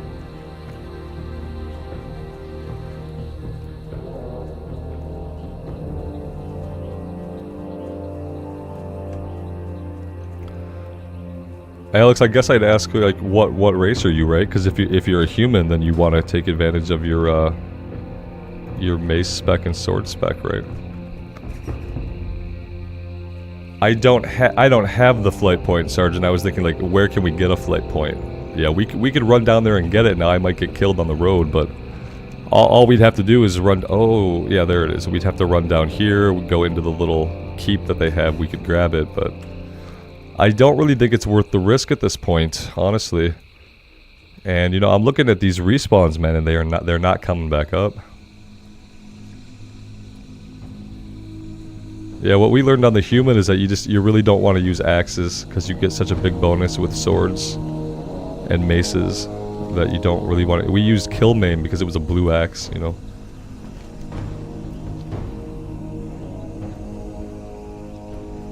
JW, that's crazy talk. That's crazy talk. You know that. Yeah, they can't give up on retail, man. That's the game. Retail is World of Warcraft to Activision Blizzard. And Vanilla and Classic are just like a little tacked on bonus to add value from Activision Blizzard's standpoint. The game, World of Warcraft, only and exclusively refers to retail when like coming out of the mouth of like a Blizzard Activision person. Classic Era is just like a fun little thing we get to have additionally for our sub. It's not at all what makes them their money. And so, yeah, what we're going to see is eventually they'll have to give up on the Classic project to focus on retail. Especially when Classic runs its course and we get through ICC and Wrath of the Lich King winds down. They already know that nobody wants Cataclysm Classic. There's no money to be made in it. And you will see a diminutization of their focus on Classic once Lich King is gone. Once Lich King is done and has run its course, you will see much, much less emphasis by Blizzard on Classic. And if we're really lucky, if we're super, super lucky, and they do this new season this winter and there's high engagement in the new season, then we might see continued seasonal content for Classic Era WoW. And I honestly believe at this point that seasonal content for Classic Era WoW is as good as it's ever going to get for Blizzard making new content for Classic, because they're never going to make a bunch of actually new content for Classic. So yeah, if you want to see Classic continue, play on the new Hardcore Realm, play the new season when it comes out, and show them that you'll log in and do it.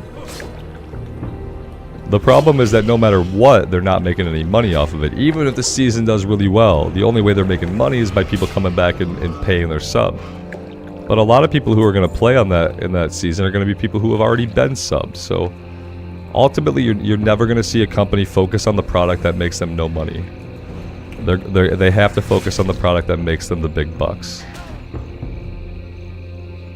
They're not going to be able to call it Cataclysm Classic, because that's just going to piss people off. They'll call it Cataclysm Reforged, because they like that word too.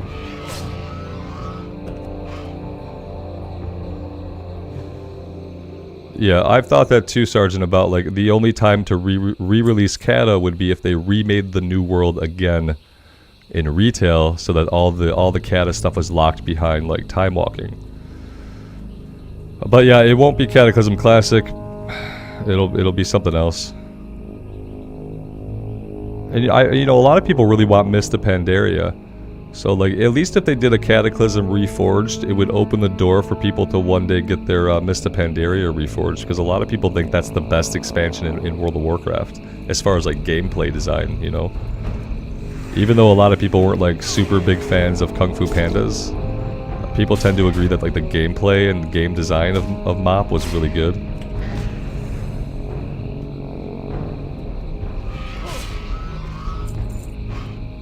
Hey, we've got 2 quest items. Awesome.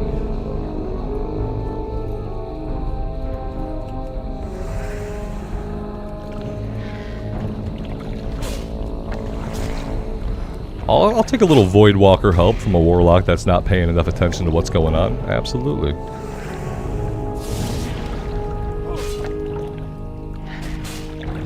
Pork Baby said the raids were so much fun. Yeah, I think the raids were some of what people really, really liked about Mist. I didn't raid in Mist. Mist was probably the first expansion that I took an expansive amount of time off. Me and my friend leveled pandas. We leveled pandas together, and I just burned myself out. We leveled those pandas in like 3 days. And then I said, no. I need to attend to life things. And then I took a long break from the game. I don't think I came back to WoW full time until Warlords came out. So I didn't play a lot in Mist at all. I leveled the panda, leveled through the Mist of Pandaria leveling campaign, and then basically had to stop playing for a while.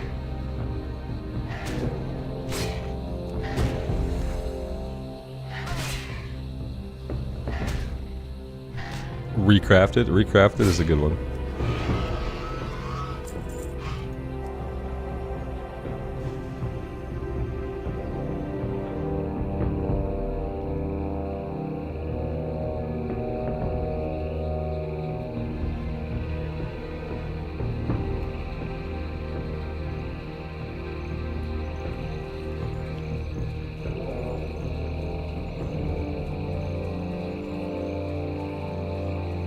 Ghost, that's fair, man. You can think that, but it won't be. Yeah. Like, it's okay to think that, sure. It's a fine opinion to have, but that's just not the way it's gonna be. They've already gotten too much direct feedback by way of, like, the polls they've sent out that indicate that people are not interested in seeing a Cataclysm Classic at all. They got to the point where they sent out one poll asking, well, are there any features of Cataclysm you do like? And they listed, like, the different features of Cataclysm, trying to figure out, like, is there any fucking thing we can use from Cataclysm to sell people? Because, like, people don't seem to want Cata, but maybe there's something they like. And so they sent out a poll with, like, a list of things, like, what do you like from Cataclysm? And it's like, nothing. Nobody wants any of it. We already had it not so long ago. Let's just leave it on the table. Oh, God. Yeah, see, I'm stuck on the Jaguar. This guy is gonna get both of these. That's awesome.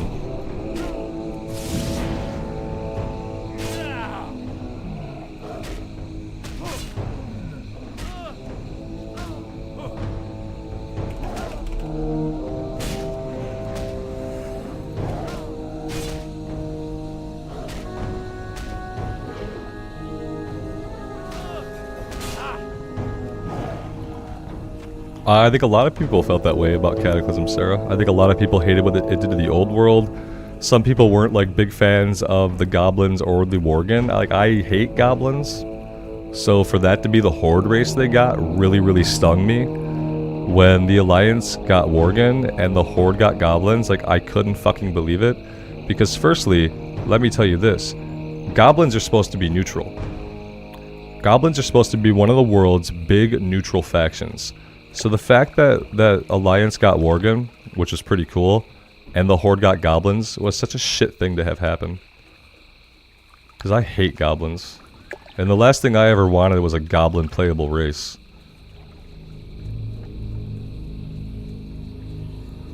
Virtual, we're not 100% sure they won't re-release Cata.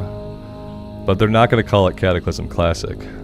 Because too many people in the community agree that once you remake the old world, you do not have Classic anymore. So they'll call it Cata Reforged, Cata Remade, Cata Revived, Cata Bullshit. They'll call it something, okay? If they want to do it, they'll call it something, but it won't be Cataclysm Classic. And if it is Cataclysm Classic, that'll be a good way to just make sure less people come back and play it. So that's fine too. Because nobody wants that. Nobody wants that as classic, because what happens then... What happens then is we lose the ability to play in Wrath era, so... Because they're not going to keep Wrath servers up and move us into Cataclassic. So it's going to be one or the other.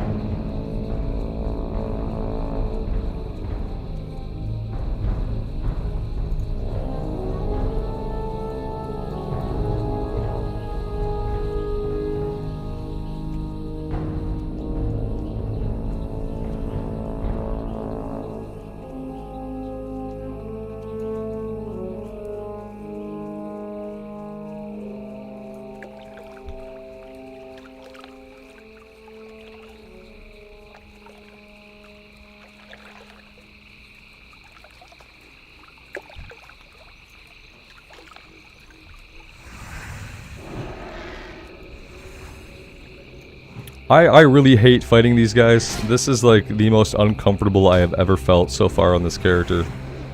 And we probably are going to have to leave before we can complete the quest. Yeah, we're probably going to have to leave before we can complete the quest, unfortunately.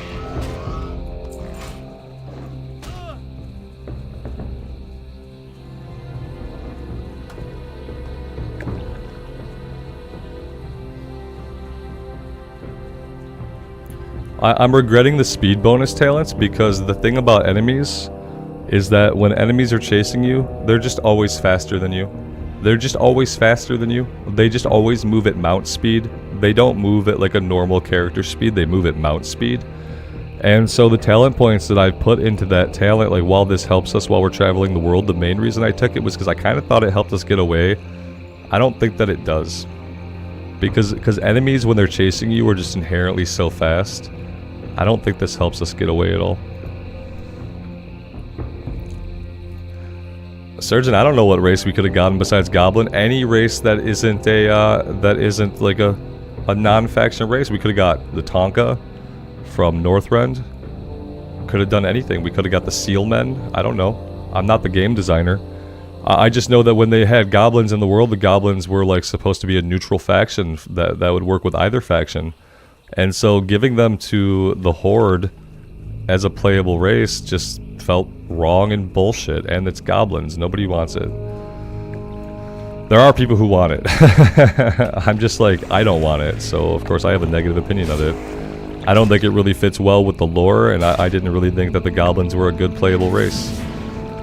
So I would have taken the Tonka or the Seal people. Or anything made up. Make something up. I don't care. High Mountain Tauren early. Monica, you think you'd rather grab the point? Yeah. For sure, I would have at least maybe grabbing the 1 point if consecrate than to have these 2 points in the run speed. But the run speed, you know, admittedly does help us when we're traveling, but not for really the reason that I took it.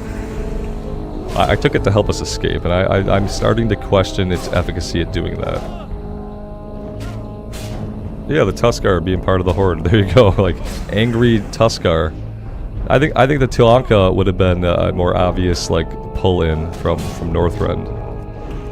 Yeah, I would have liked some of the shit we did in Northrend to matter when it comes to building the relationships with those races. I would have liked for some of that to matter going into Cataclysm. So when we got a new race and it was goblins on the Horde side, because I was a Horde player, so when I say we got a new race, we were Horde.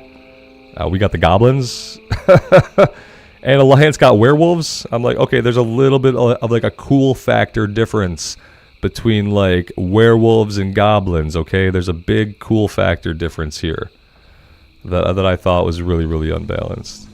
And people were like, well, the Horde got Blood Elves, but the Alliance got Draenei. There's nothing wrong with the Draenei. Yeah, they're weird blue space aliens, but they're not goblins. Johnny, you want to play a war game but not in retail. Yeah, I get it.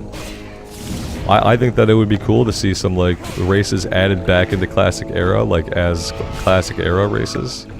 They'd have to do some like pixel work to bring them down in resolution and stuff.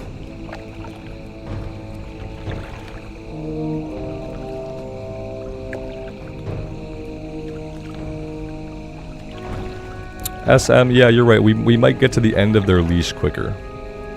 Even though they're chasing us at the same speed that we're moving. It's an okay point. A seasonal thing, introducing random races for this new season? Maybe. It'd be a weird thing to have only seasonally, but I guess I see what you mean. I think that they could put a lot of work in and they could do cool things for Classic Era, like they could retroactively add the races in that they added over time. They'd have to make new character models for them. And that's development work. So whenever you think like about if you're going to see something added to Classic Era, think about like, is it going to be a lot of development work? Are artists and programmers and writers, is everybody going to have to get together out as like a real development team and do work?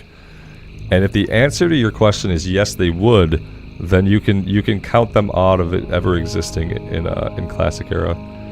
The only things that we'll see in seasons are things that like a small team can lift, like system changes. Here's an XP buff, enjoy. Maybe things like opening up professions, saying like, okay, everybody can take 4 professions in this season. It's the season of craftsmanship. That's the only kind of change that you're gonna see in a season, is like system stuff that a couple of guys can go in a short period of time and they can change some system stuff to make it different. You're not going to see development work go into Classic Era.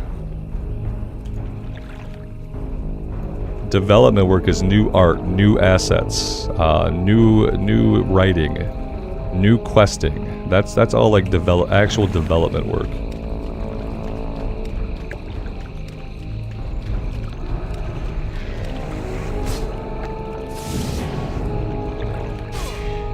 And the reason you're not going to see that stuff is because it doesn't pay for itself. There's no way, you have to pay those people and pay for that work, and there's no way to make the money back from like a corporate point of view. That's why I say you'll never see that kind of work put in.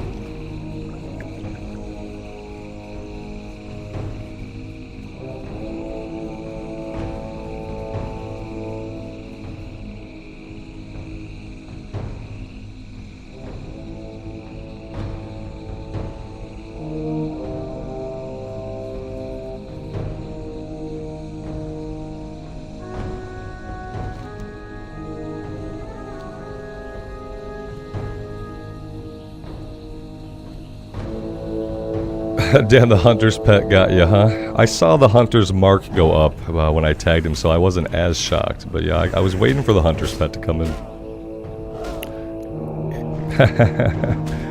Amy, I do need more coffee. You need to work on what YouTube account you're logged into, though. But more coffee would be wonderful.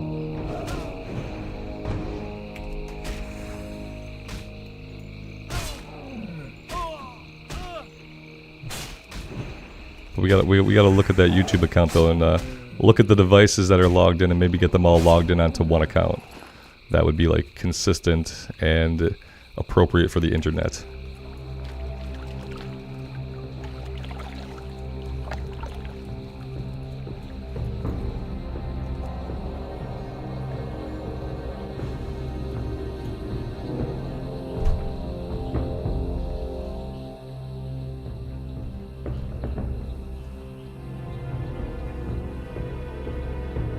Yeah, we've talked about internet cybersecurity, but apparently in life now we have so many fucking devices that we're signed into all the time that it's like it's hard to get all your devices signed into one account, I guess. Like when you do have multiple accounts for things, you'd think it would all just kind of work together, but it doesn't.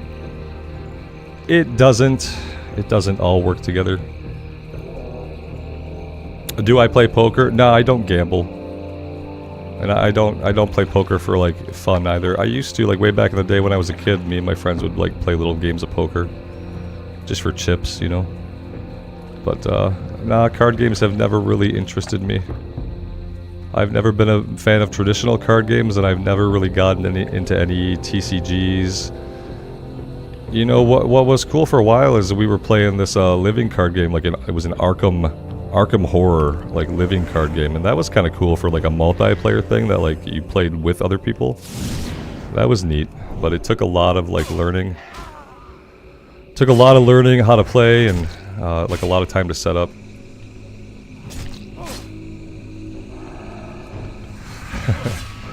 Johnny Hoover, yeah, man. My dad duty probably calls me too soon. I understand that, man. Thank you for being here, though. I appreciate you stopping by. I should... Oh, God, we're getting attacked from behind. It was bound to happen eventually. It's that close camera angle that did it. Right, nobody saw anything. Exactly. Yeah. Man.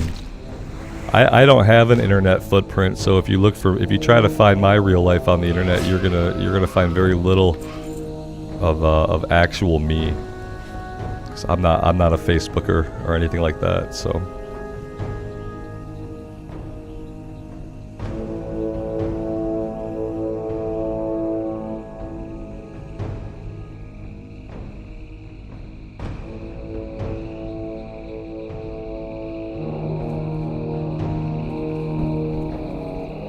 Sorry about that. I'm trying to convince my wife to delete every single YouTube account that isn't the correct one, just to completely wipe it off of the map. Just nuke it from orbit to be sure, and then there's no way that any device could ever log into it. That's the way to go. You got an account that's a nuisance, delete it. 7 out of 10. Oh, we've had too many close calls here. This has been a very, very unsafe place to be. And I feel like I've been driven here by like the boredom of not really having anything else to do. So like boredom will definitely drive you into making hasty and bad choices in hardcore.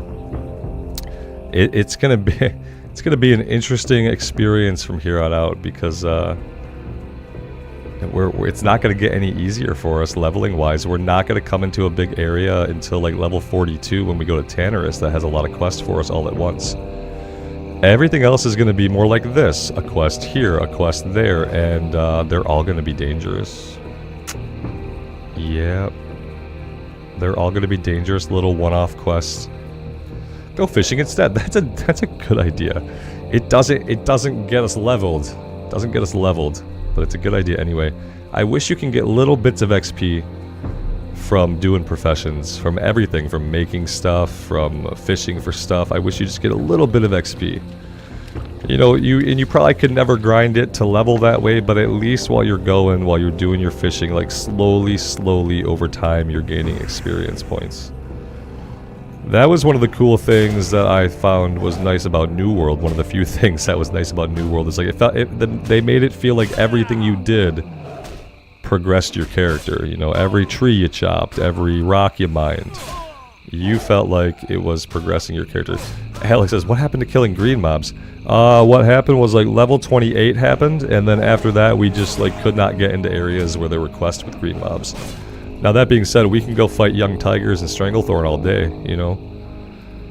I just wonder, at the rate I can kill them, is that going to be worth it, or am I better off just like killing harder enemies more carefully? That's kind of like the balancing act. Is like we can kill a bunch of green guys and they're not going to give us a lot of experience, and maybe we kill 2 or 3 before we have to drink, or we fight slightly harder stuff for chunkier XP and we go a little slower. I don't know. I've never been good at grinding. I think, like, you know, I think people know this about me if you've been around the channel for a while. I've never been good at grinding. There are so many quests like this that I feel like we're grinding right now because the drop rate's so bad that I feel like this is grinding in a way. Now, that being said, we're obviously getting objectives here and there, and this quest will end, but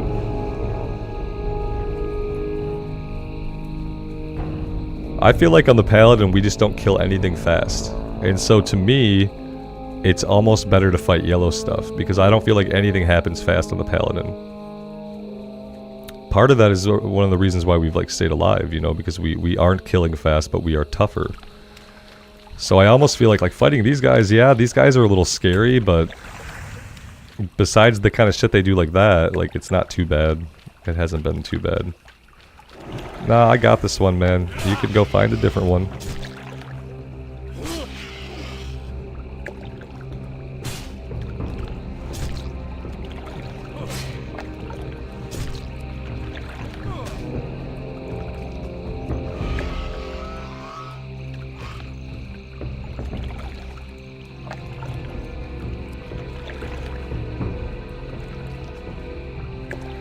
which swamp has a better vibe, Dustwallow or Sorrows? I like Sorrows better because I've been able to see a little bit more here, whereas like Dustwallow just really seemed like there were too many trees, too much of this, the low-hanging, marshy stuff. It just like obscures your view of everything.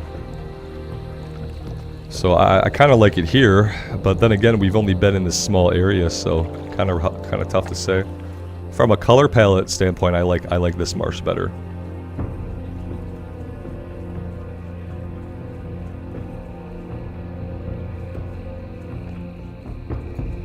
I don't mind running in circles and fighting stuff. I really have to set myself to it, and it's hard to get myself into that gear. You know what I mean? The natural gear says like it's a World of Warcraft. You need to be progressing some kind of plot somewhere, some kind of quest thread. That's kind of like the natural gear that I fall into playing WoW. There have been games like I remember playing Aeon. For those of you unfortunate enough to also play Aeon when it came out back in the day. That game was all about grinding, and I was fine with it. You find an area with mobs that your class could kill easily, and you would just run circles around that area.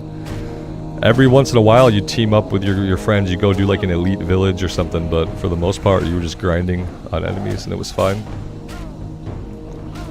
But that was because that was like just how you were meant to kind of play that game after a certain point, is like you would be grinding, and that's how it was, so that made it easier. When you grind in WoW, it almost feels like you're doing something slightly unnatural because it is more of a theme park MMO.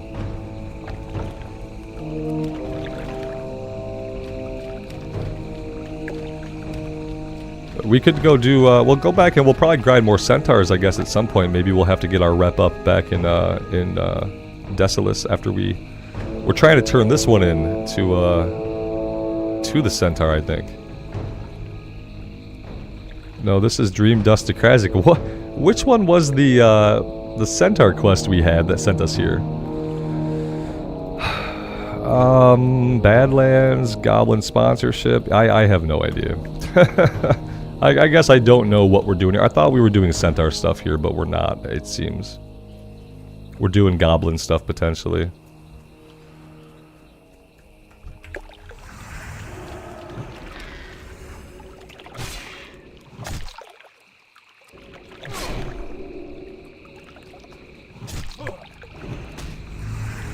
I don't think we have anything left to do in Duskwood. I think we are pretty much done there. What else do we have? Seeking... Oh, we never gave Jitters the completed journal. Oh no, we give this to someone in Stormwood. Yeah, I think we're all done in Duskwood. Other places, we have some things that are popping up in the Badlands. A dwarf and his tools. Sign of hope. Maybe I need to get down into the Badlands from Thelsamar, Lochmadan to the Badlands. Do you think I could kill Morladim at this point? Maybe we could. Is it worth trying? I'm pretty sure he summons some ads, doesn't he? He either summons ads or like one of them has a bubble that they put on themselves or like something weird. One of the elites does something really unexpected. And I feel like it's almost screwed me before, like doing it in a group on a normal run, so I'm not really super excited to try them out in a hardcore run, to be completely honest.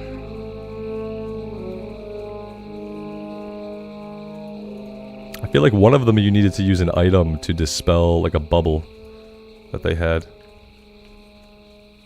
Hey Marlena, welcome to the stream. Thank you for stopping by.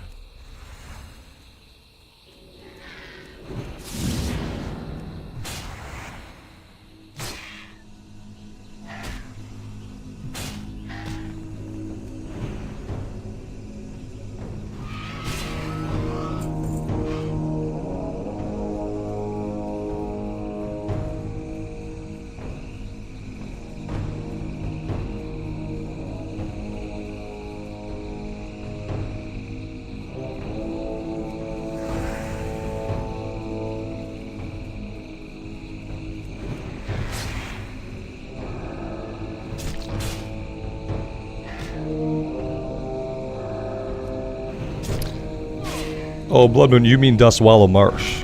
Yeah. We've got some stuff we can do in Dustwallow Marsh at a certain point. Now, there aren't as many quests to do in Dustwallow in vanilla as there were in BC. In TBC, they added a bunch of stuff to Dustwallow. And so, like, not all of that stuff exists in Classic era. But we do have a couple of quests in the marsh. So we were there for a bit. It was way too dangerous, and then I'm just kind of waiting to go back. So probably around level 38, we'll go back and we'll wrap up the little bit of stuff that we can do in Dustwallow Marsh, for sure. Because it was just way too dangerous for us being there at the level we were at.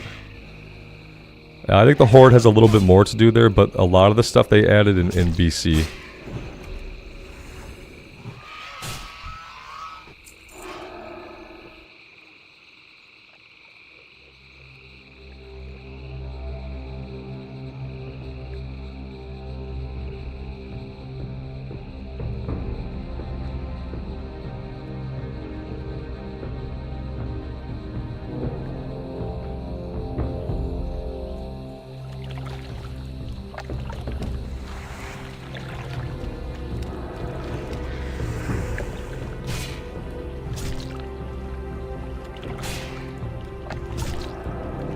That's okay, we got there. I figured out what you meant.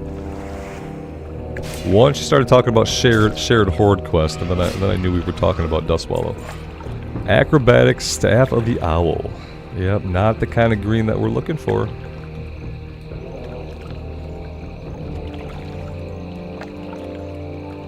The dispels for Morbid Fell. Okay. Yeah, I probably won't kill those guys this time. We'll see if we get like grouping restrictions eased for the hardcore realms. I'd like to see players able to group up to kill elite enemies out in the world. You should be able to group up to do elite villages. You should be able to group up to kill elite enemies. It's hard enough to level without being able to get that stuff done, you know. Some of them have really good rewards. They obviously give a boatload of XP.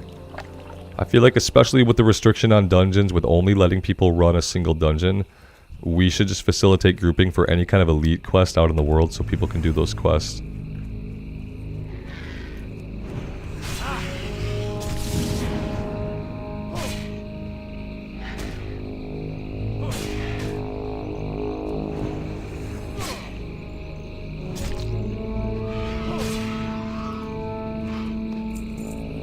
Alright, well that quest is done. Let's grab the iron. And I'm gonna run up here, we're gonna check this one out. I worry coming over here, but we can see. I know the Horde town is like right along the road somewhere. I'm just not 100% sure where it's at, and I don't want to get too close to it. So yeah, we'll go have a little look. We'll go to the north first and kind of scout things out up that way. We'll grab that quest, and then we'll shoot back down to the south to grab this quest. And we'll just kind of go from there.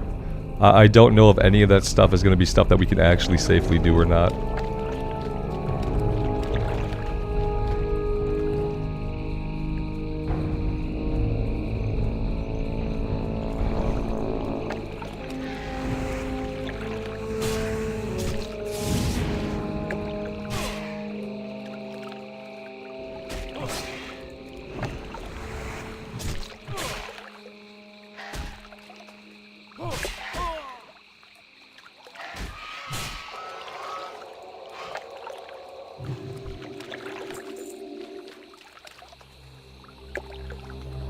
We've got the orc lady just kind of right in our way, right where we need to be. Okay, change of plans. Let's go talk to the animal guy first. We'll probably have to fight some spiders on the way here.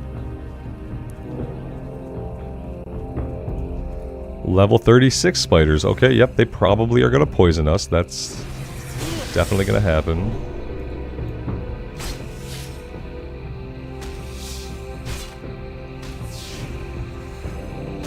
The weather here, Blood Moon, is pretty good. It's hot out, so it's been hot. It's not been like disgusting level of hot, but it's hot enough that we mainly stay inside through the middle part of the day. Sometimes we'll get outside like in the morning, like prior to 11 a.m. and then we usually go out in the evening around 8 o'clock when it cools off. But it's gotten to the kind of heat where I'm fine to avoid the middle of the day. I just kind of hide in my office and hide in the house.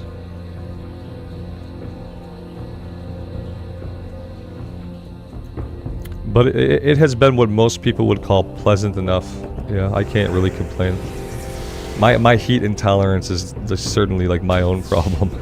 The rest of the state probably doesn't feel like I feel. They're probably just happy to have the summer. Oh damn, the whelps have a small chance to drop a pet. That's pretty cool. I've never been a big pet guy, but I won't turn down like a free rare pet. That'd be nice. This spider's got all kinds of tricks he's throwing at us. Yeah, Austin, that's how I feel. Heat's the worst. The heat and then the feeling that the sun is literally cooking my body. Like a piece of meat that it is. I can't stand it.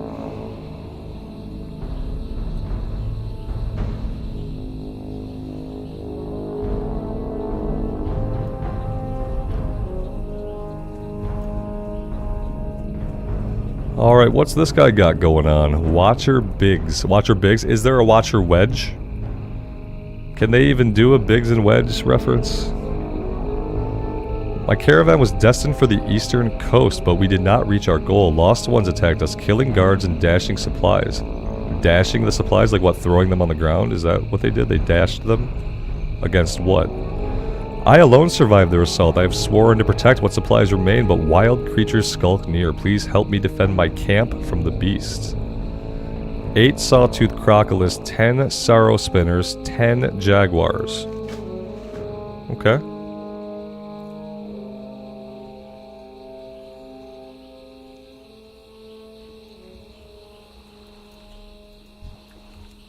He's right, these guys are encroaching.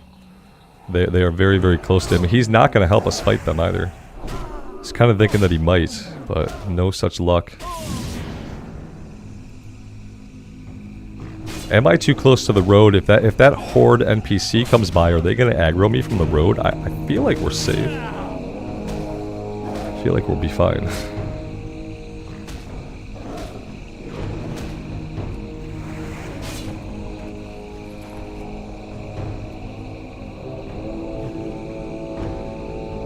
Yeah, Jason says he has a camp. Yeah, I don't know what he's talking about. He just means like the area that he's standing in. I looked for like a campfire. I'm like, if he has a campfire, I'll allow it. And he doesn't. He doesn't have a camp. He's lying to us. He's just a dude by a broken wagon. He's like, I'm gonna guard the supplies. Okay, is anybody ever gonna come and get them? Or are you just going to be out here guarding them until you've used all them up to survive? What's exactly like what's the long-term plan here with the supplies? That's what I need to know. But he doesn't know, you know. He's just Watcher Biggs. He you know, Wedge isn't around to help him out. So he's got no idea what to do.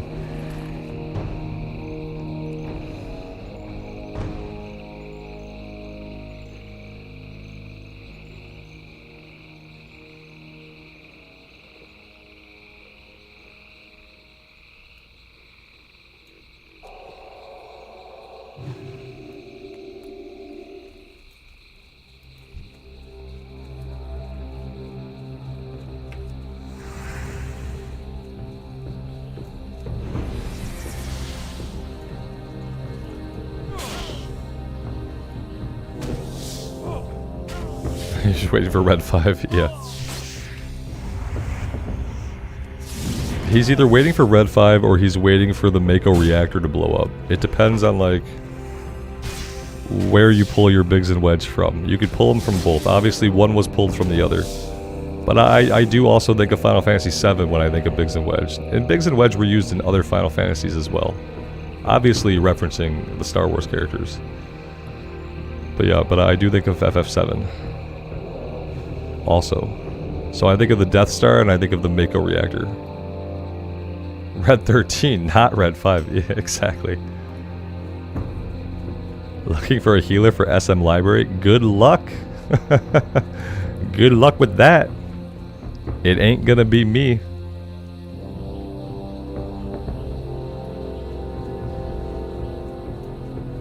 I'm not in the queue. I'm not looking for group.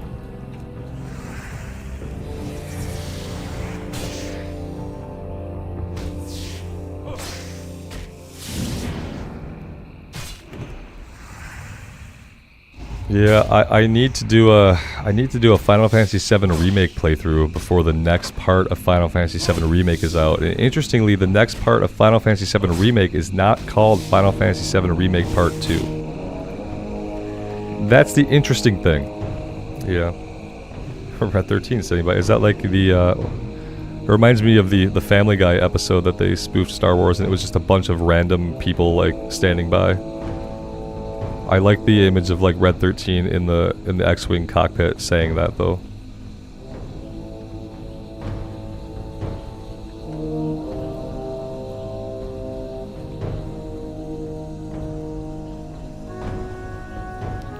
Tim, we'll see you later, man. Thanks for being here. I appreciate it. We'll see you next time.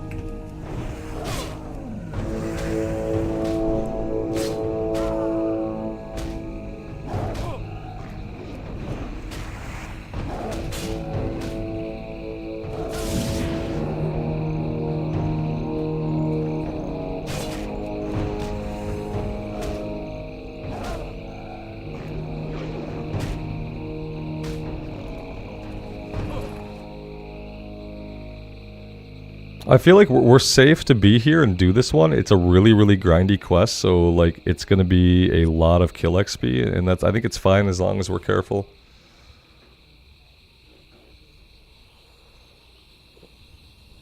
Marlena, we're gonna do a guild in on the hardcore server. We're gonna try to get that together.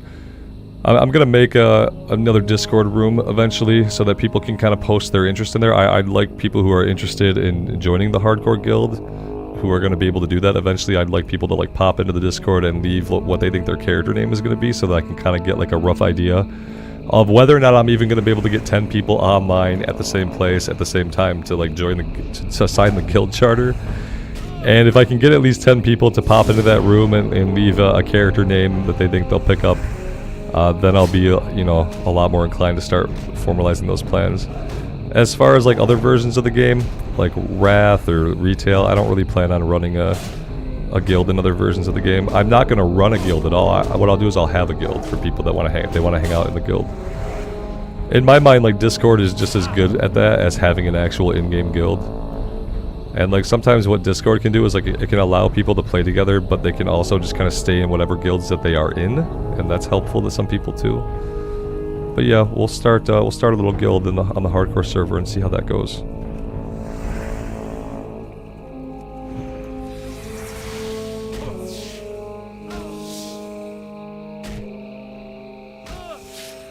All right, we hit him. There we go. We got a hit in finally. Excellent. We need some better weapons. We got to get a better weapon soon. We got to start thinking about it because we are not going to last much longer with this weapon. Yeah, and Marlena, I think that's where like Discord is better because yeah, to your point, like a lot of you guys are not even in the States. So what my thought is like a lot of people either aren't in the States, a lot of people don't really play the game as much. And so like, is it conceivable to have a guild? Maybe. It's conceivable to have one, but I feel like it would be something that like not everybody gets to directly interact with except like in the Discord.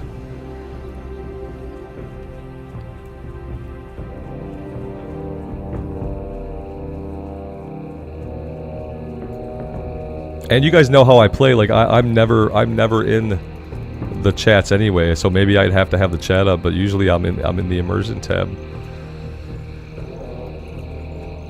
What I want to be able to run some 5-mans, you know, that's like the main impetus for the guild is that we can run some 5-mans, some easy ones on the hardcore realm. Do like Ragefire Chasm, Wailing Caverns, Shadowfang Keep, like the easier stuff, you know.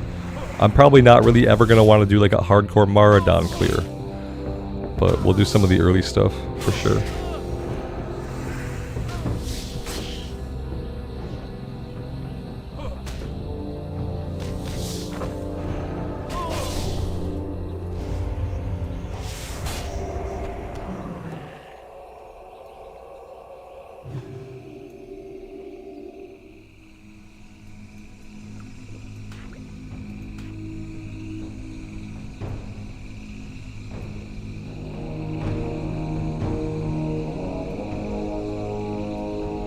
Yeah, Alex, I think so. I think that to play on the U.S. realms, you got to have like a U.S. account. Some people tell me you got to have different accounts. Some people tell me no, it's possible. You just do this and that, and I don't really know the ins and outs of it.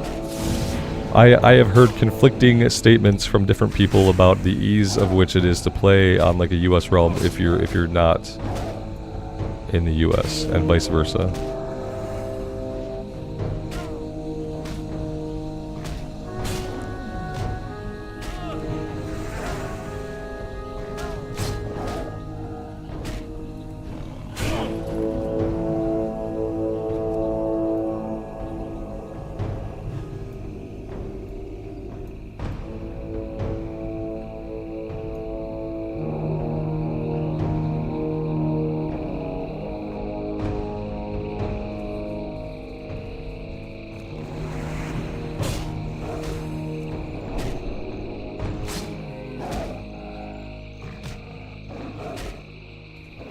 We're gonna have to find like an area of crocolisk after we're done with the jaguars and spiders, because there aren't a lot of crocolisk right here, obviously. Gonna have to find some water for that.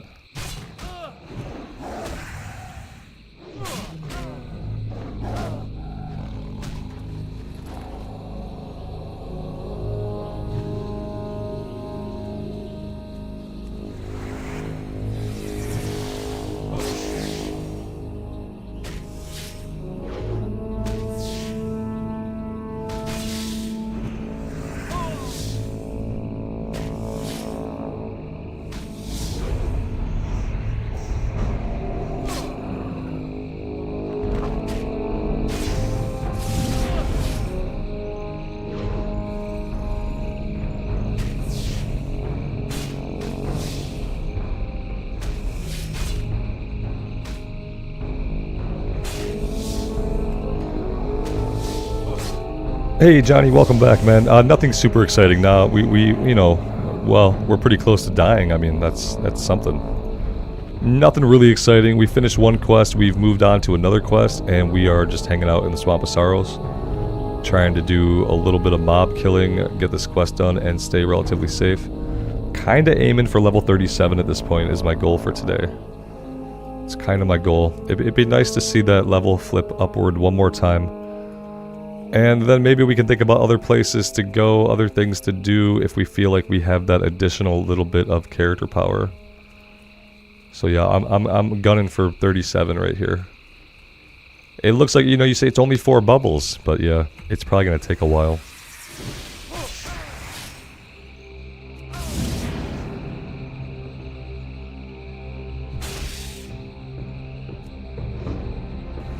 We've been level 36 for 6 hours and 21 minutes. Yeah. We are spending more and more hours at level, each level.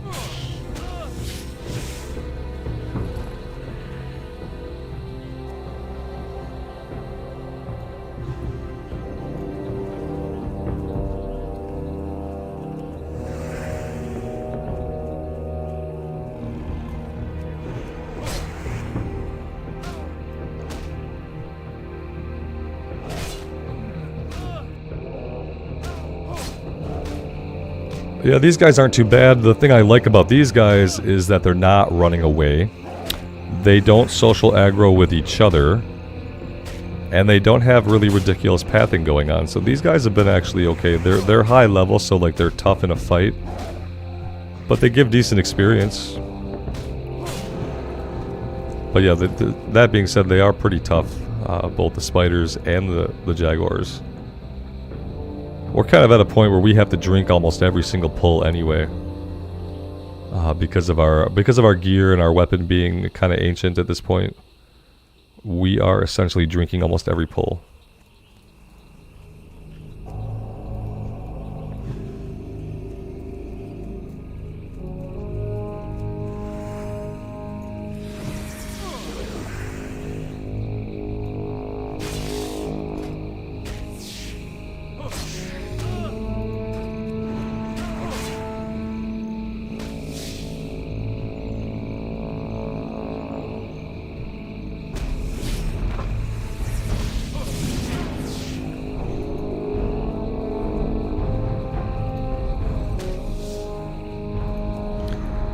And then this shit happens. I love it. Watch, we'll run right into the Horde NPC too while we're out here. Oh boy, boy, oh boy, oh boy, oh boy.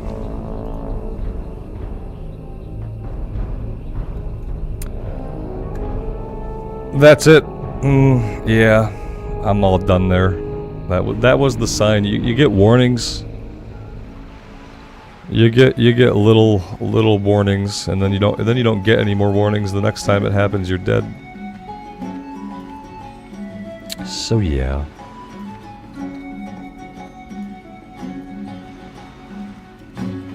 Okay, and we're out. Yeah, exactly. All right, let's turn this one in. Hurry back! That was a decent chunk of XP. What's he got going on? Talk to me. He is unconscious. Okay. Is he ever gonna wake up? Yo! Now they want us to go back to Shimmering Flats. Keep it real! Okay.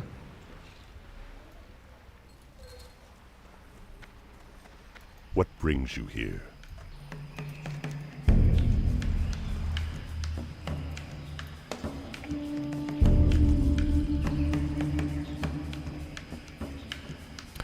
It's 3,500 XP to turn in. It's not bad.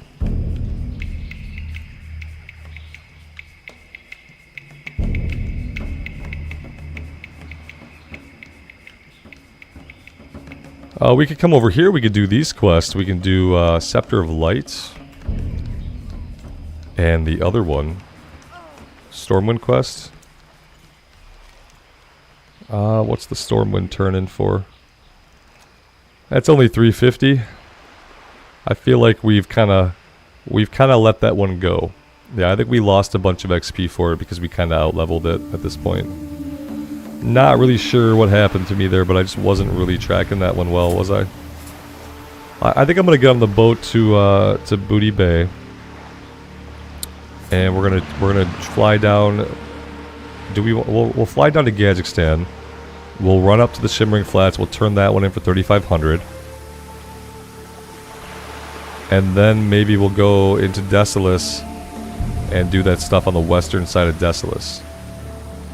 That seems okay. Did we just miss the boat? Is that what happened? We missed it. We missed the boat. That's kind of unfortunate if that's what happened. But yeah, I think that's the plan, guys. I think we get on the boat. We go to Ratchet. We go turn in the Shimmering Flats. We go back to Kazakhstan. We fly. Yeah, I think that's it.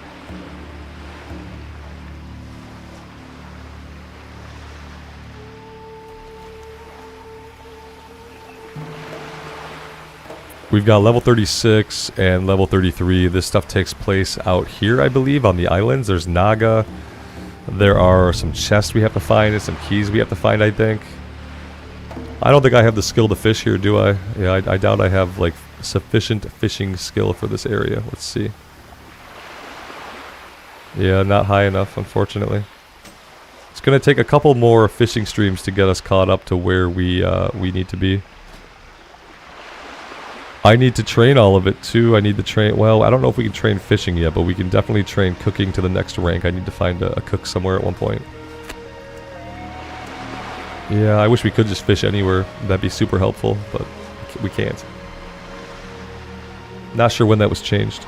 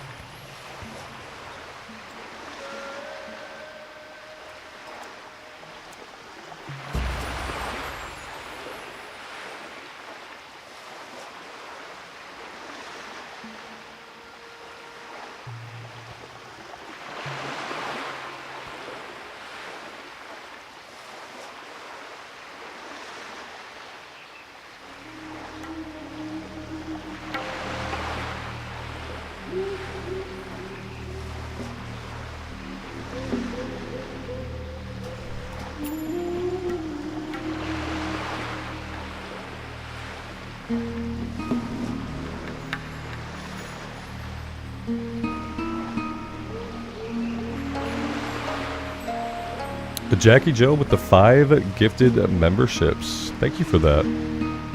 That is super generous of you, and welcome to the 5 new people. That's awesome.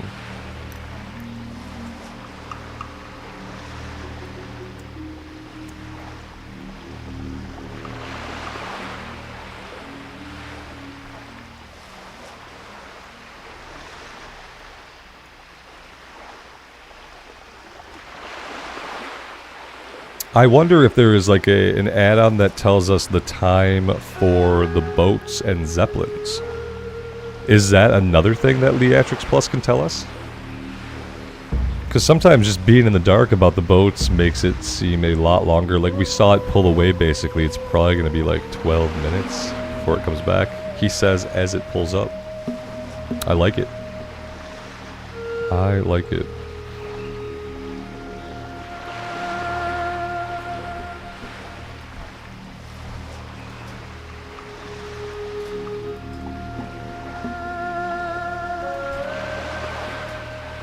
We're gonna start checking everybody's hardcore tab that we come up against. I want to see how many people like at our level especially are in past status, because I've seen a lot of people in pending status. These people are past. Level 45 past. That's impressive.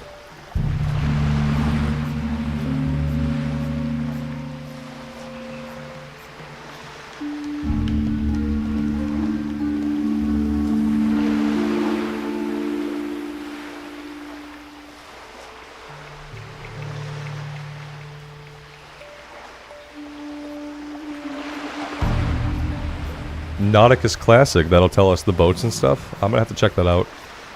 I don't know why, but when I don't know how long it's gonna take for the boat or Zep, it just feels so much longer. And in Classic Era, they don't even really have like the NPCs that would tell you, oh, the boat just left, the boat is on its way, so it's like you just never know.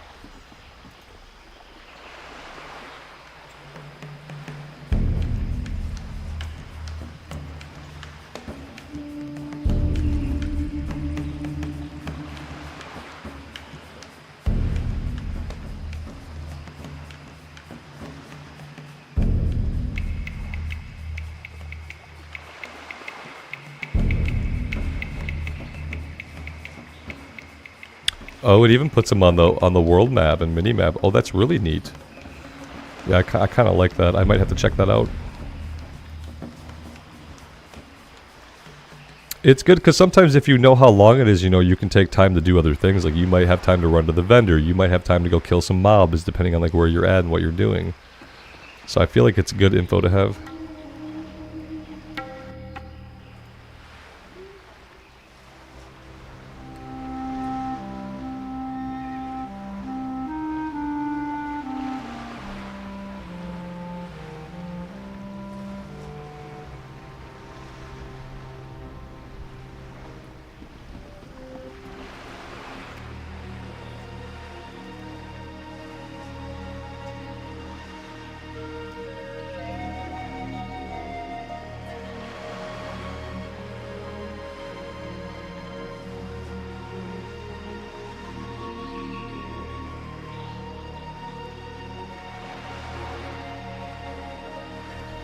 Yak Zach, you ask, is this the furthest I've made it in hardcore? Yes. Am I surprised I've managed to avoid death? Yes. Because we've almost met with death on several occasions. It's mainly the class helping me and also chat helping me stay alive. Also, while under observation, I try to make better choices than when I'm like recording solo, so definitely streaming this has been a literal lifesaver. It's allowed me to play differently than I would have played were I doing pre-recorded videos. But yeah, this every level is as far as we get. You know, we've gotten to 36 now is our max. We're going to be 37 soon, fingers crossed. Alright, nothing to turn in Ratchet. We are flying down to Gadgekstan, right? Yeah, then we'll have to run into the Shimmering Flats. Get that one turned in.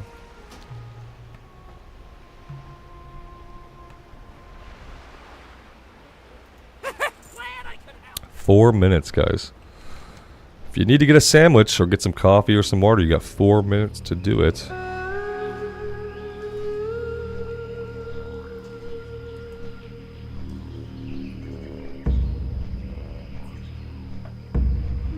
Balint, you died at level 15 in Silverpine. You got killed by a skull mob in Silverpine. A skull mob.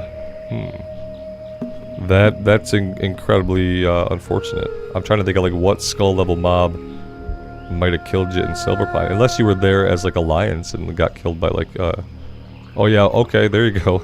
Son of Aragorn. Right. I should have thought of that one. Was it a Worgen that killed you? There are a couple of Son of Aragorn that wander around. Yeah, and he was probably like level 25 or 35, so yeah, he'd have been a skull. We did not get killed by him the last time we were there. We took 2 Horde characters through Silverpine and he didn't get us either time. The thing is, like, what people have taught me to do is if you see him in the distance and have any, like, head start on seeing him, to see him and put, like, a skull or an X marker on him so that he becomes easier to see in the future. Yeah, the thing about hardcore is, like, all the ways that you die are gonna be dumb. You're never gonna be like, I died, and that was totally fine. That's the thing about hardcore, yeah. And that's why I think a lot of people, when it comes to, like, the hardcore servers, they're gonna bounce off of it. That exact thought is like, well, that was really dumb. Like, the thought of, what a dumb fucking way to go, right? And that thought's gonna make it, like, so that the hardcore servers don't really thrive.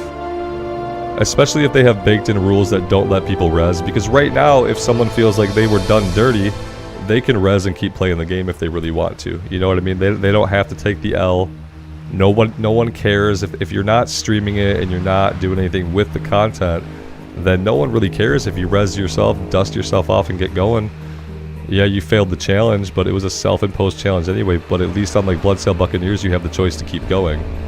Whereas if you're on the official hardcore server and that res button just doesn't work and your dude's a ghost now forever, well, that dumb way you died is like permanent now. And I think that's what will happen to a lot of people. I think a lot of people will try it. They're going to die in some way that they don't really like. It's going to feel bad, and they're going to go back to playing whatever else. Either it's Classic Era without hardcore or Wrath of the Lich King. I think we'll see like a lot of bounce off when the official hardcore server opens up. Because yeah, ultimately, there's no way that you die in hardcore and you think to yourself, that was a fair death and totally justified and I'm okay with it. That's never gonna happen. I've gotten myself killed. I blame myself for every single one of my deaths and they still sucked. And yeah, that's just it. Dying in the game sucks, especially when you have a slash played that's approaching like 100 hours. When you have a slash like play that's approaching 100 hours, you know eventually you're gonna get killed. It's like, yeah, that's gonna feel really bad when it happens.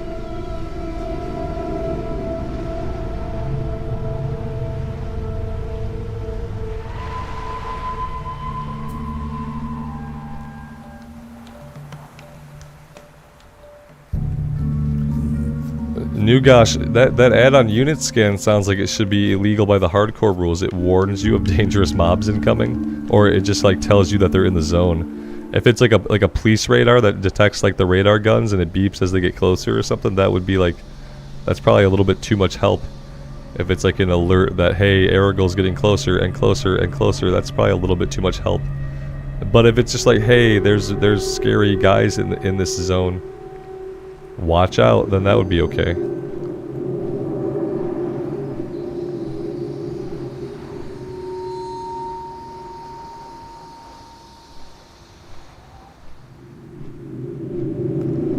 Yeah, I think sometimes the disconnects, you might be able to like dispute it with a ticket, but I think by and by they count disconnects as a death, which sucks. Because some people just have to deal with disconnects, you know? Sometimes you have an internet provider or you're in a place and there's really just not a lot you can do about the disconnects.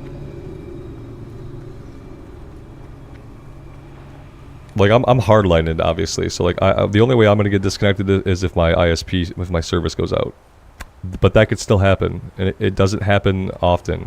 We've been here for 3 years in this place, and I think we've only lost internet one time. So.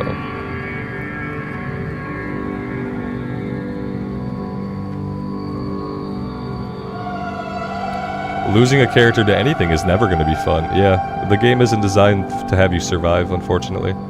The game is full of shit that's supposed to kill you, that's there to kill you, because like the way the game was made, you're supposed to die a lot.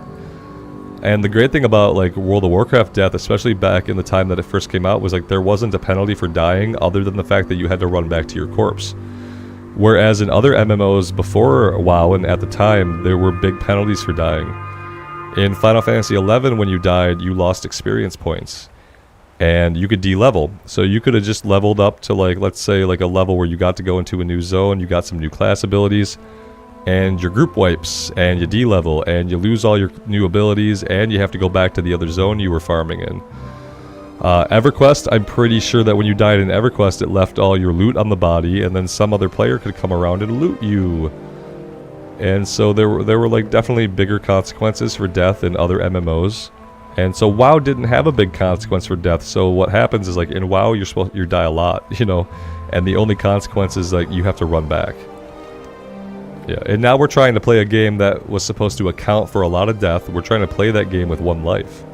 It's like a major perversion of how the game was designed. So like yes, 99.9% of all hardcore characters are gonna die. It's absolutely mathematically fundamentally unavoidable, I think. And like ultimately for the statistics, it won't matter if a level 60 kills you or you die by pulling 3 level 15s, you know. Statistically, you're still going to be just as dead one way or another.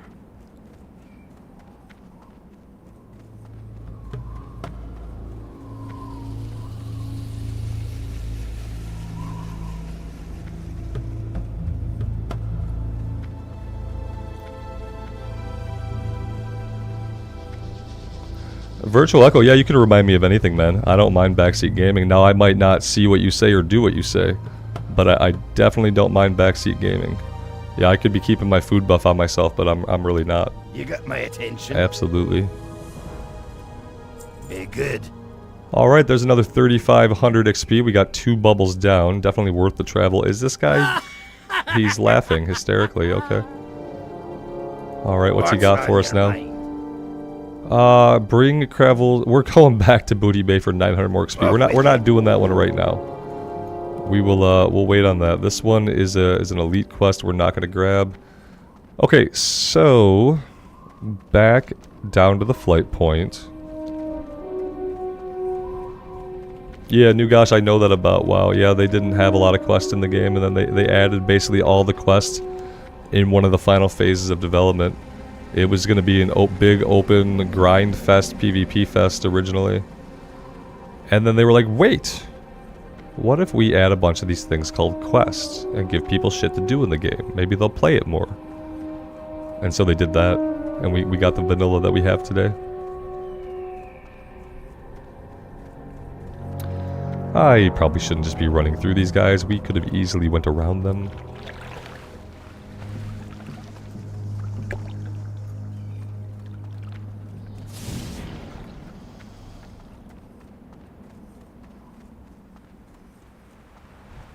Alright, we'll jump this flight over to Desolus. Yep, Nigel's Point. Nigel's Point, and then we'll head to the western part of that zone, and we will check out the questing over there and see if it's stuff that we could actually do, which it should be. It should be stuff that we can do at our level 33 and level 36 quest. The only thing is we have to swim out to those islands, and there's like a bunch of Naga in the water, so we'll have to be careful.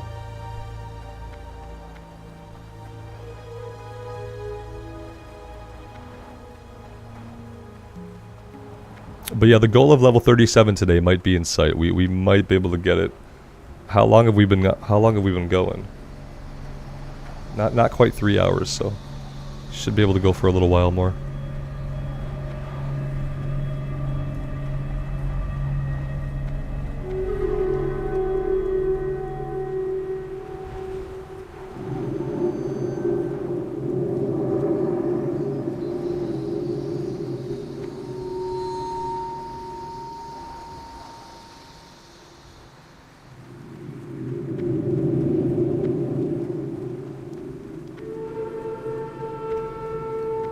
Canon GS, what was our previous record level for hardcore? That was level 26 Troll Mage, almost level 27.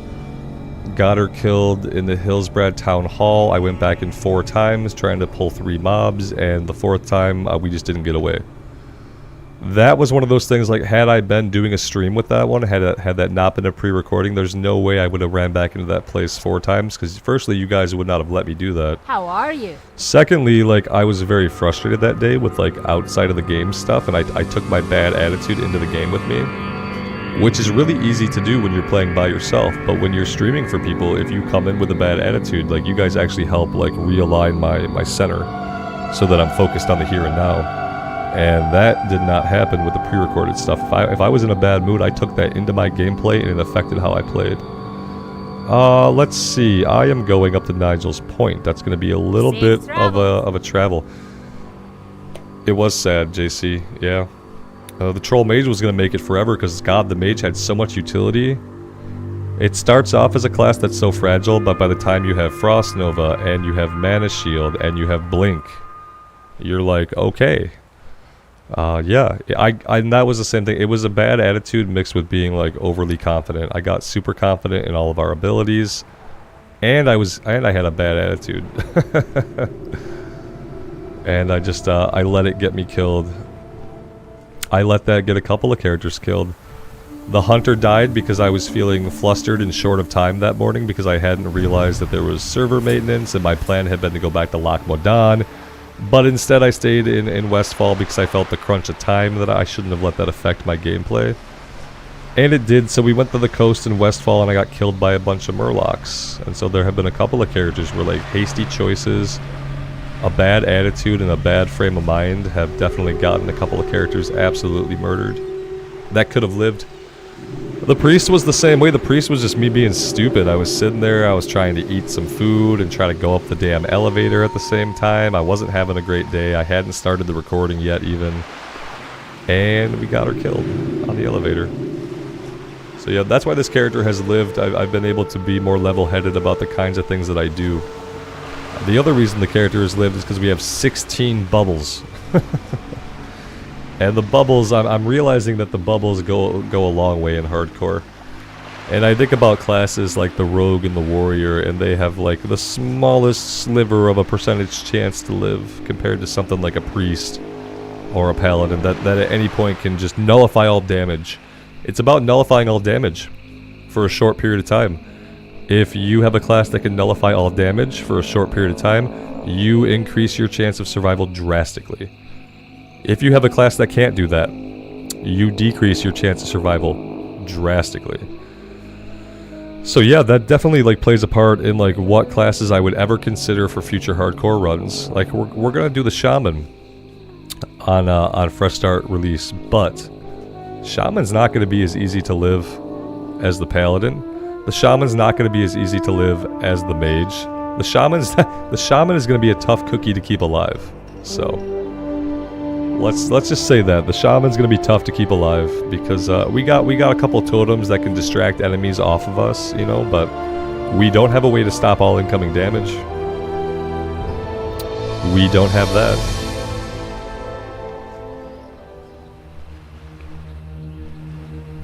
And yeah, we're gonna do herbalism alchemy on the Shaman though to give us a little bit more oomph. Do we get a heal for taking herbalism, or is that heal only in Wrath of the Lich King? I remember we had a Tauren Druid that had herbalism alchemy, and he had this awesome heal over time. That was like an additional heal that we could pop. That was really, really helpful. But I think that was our Wrath of the Lich King Druid, and not our classic arrow one. That's Wrath. Yeah, damn. Too good to be true to get an awesome heal from herbalism. Life Bloom is only Wrath. That is such a damn shame.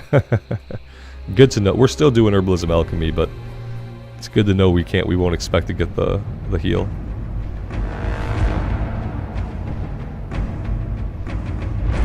It was a heal over time, yeah. So on a Druid especially, it was so overpowered to have it on a Druid.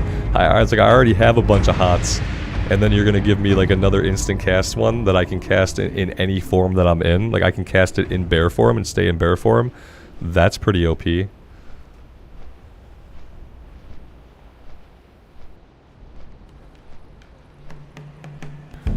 I like the skills from Professions, yeah. Like leatherworking, you got like extra crit rating or something? Or skinning? Yeah, I remember like, and that must be just a Wrath thing. Wrath and beyond, right? Because we don't get anything like that for Classic Era. Engineer's target dummy? Yeah, target dummy, taunt totem. So like, yeah, I'll probably never do mining or anything like with mining again. I've basically told myself that like any professions I do, I'm either going to do herbalism alchemy or I'm going to do herbalism skinning and then just sell everything. Miles, welcome to the stream, my friend. Thank you for being here.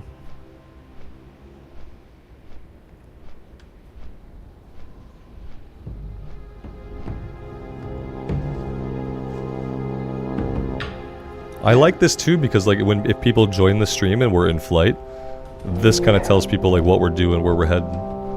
So I kind of like the progress bar being here like that. Well, we did some Swamp of Sorrows stuff, Miles. Yeah, we went to Swamp of Sorrows for a while. We did a quest over there. It got too dangerous while we were doing this one. I just had a bad encounter, so we hearthed out. And now we're going back into Desolace to do some of the stuff on the western side of the zone.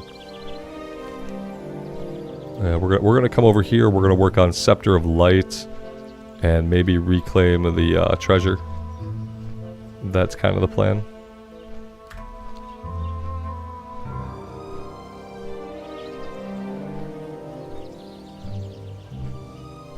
Kaylin, we have this enabled through Leatrix Plus. So we're using Leatrix Plus and it has a lot of options to change some stuff.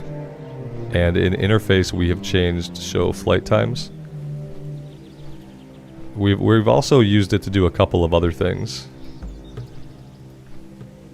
It sells our junk automatically, repairs us automatically.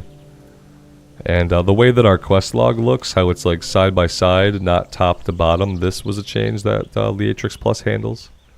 Makes it a lot easier to like look through all your quests.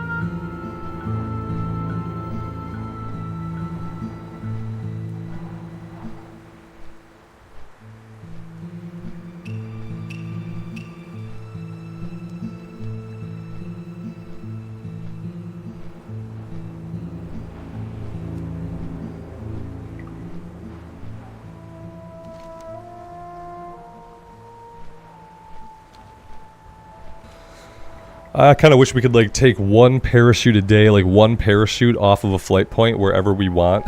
Like once a day we could just parachute off. That would be really cool. Stupid ways to die. Kids unplug the laptop and start combat and it shuts down. That would be a really, really, really unfortunate way to die. Yeah. I would have had definitely a serious preamble conversation to like me being anywhere near a kid with a laptop trying to do this. There'd have been some serious conversations about personal space.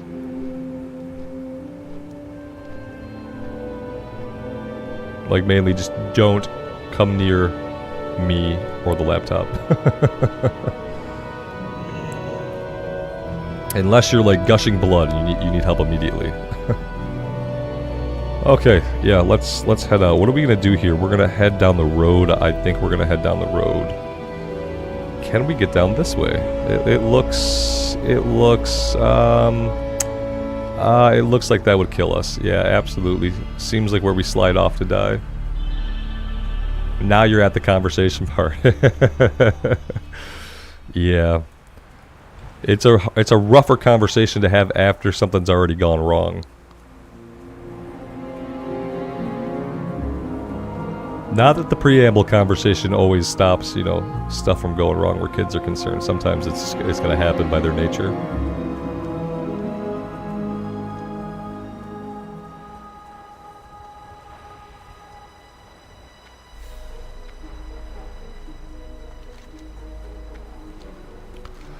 I was thinking about trying to do this, and I think that there's probably a part of it that we can't do, but I wonder if maybe we could do like the initial part of it.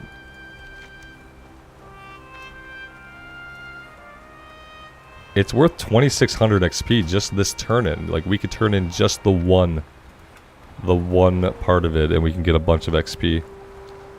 Let's check it out. Let's see what's going on over here at this fortress, and we will just kind of feel it out. I think it's like a tower, right? We have to go up into a tower. Johnny, you lived. That's good, because, yeah, just because you were in combat, you know, it doesn't mean you die. You might have auto-attacked that mob down, like, after logout, depending on, like, where you were at. So now the conversation you have to have with your kid can be a little bit different. Write me 100 sentences. I will not get Dad's hardcore character killed. I will not get Dad's hardcore character killed. It could be like 25 sentences now, you know, down from 100.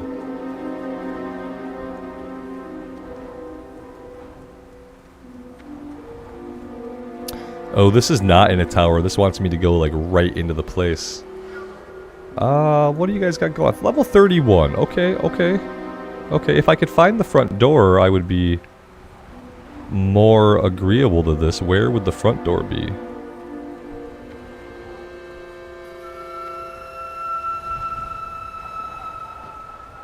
I feel like we can definitely safely stick our heads in here and figure it out. We might have a 2-pull. Let's take out this caster and just kind of see how it goes.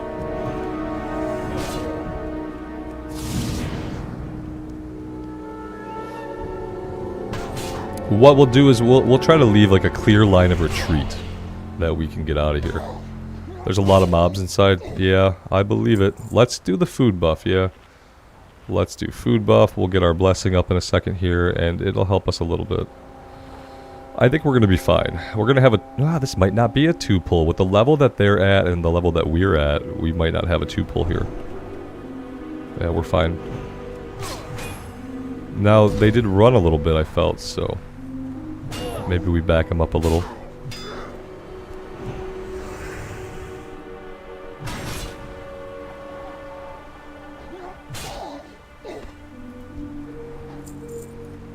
We're gonna go really slow.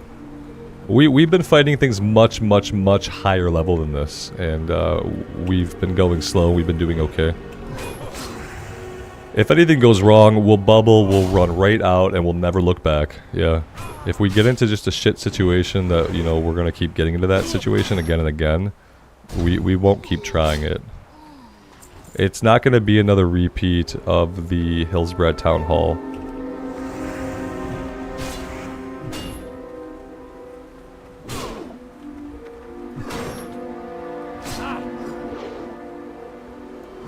Do they shoot fire? Because yeah, if they shoot fire, then it's probably gonna be bad. Then again, you know, we have 5 levels on most of these guys. We got some potions. We got a big potion if we need it. That's kind of what we should be holding off for. And the cool thing is the respawn rate should not screw us here too much.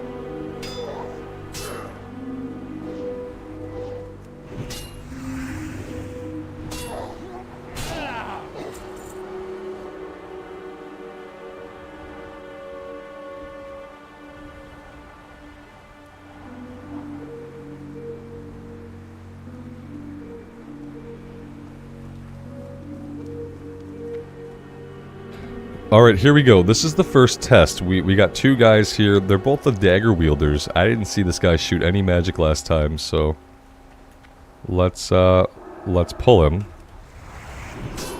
Let's stun this one for a second.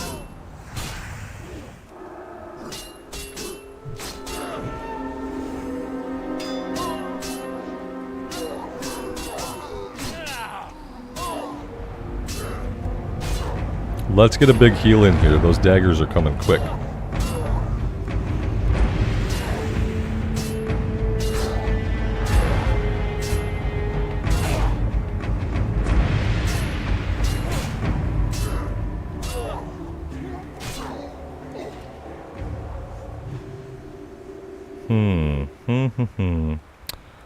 Okay. Yeah, I didn't... That wasn't as easy as I wanted it to be. Yeah, they got us a little bit lower than I would have hoped.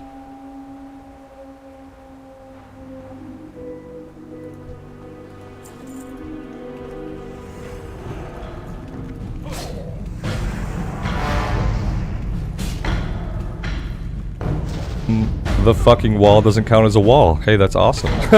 This wall does not count as a wall. Does this wall count as a wall? Okay, that wall counted as a wall. That's good. That's good. So they got fire. Fire and daggers. The daggers hurt because they come at us really quick. The fire hurts because it's fire. I'm lucky we got this path though. You know, that was a good stroke of luck that we waited long enough for them to come by. That was not intentional. That just happened to happen that way.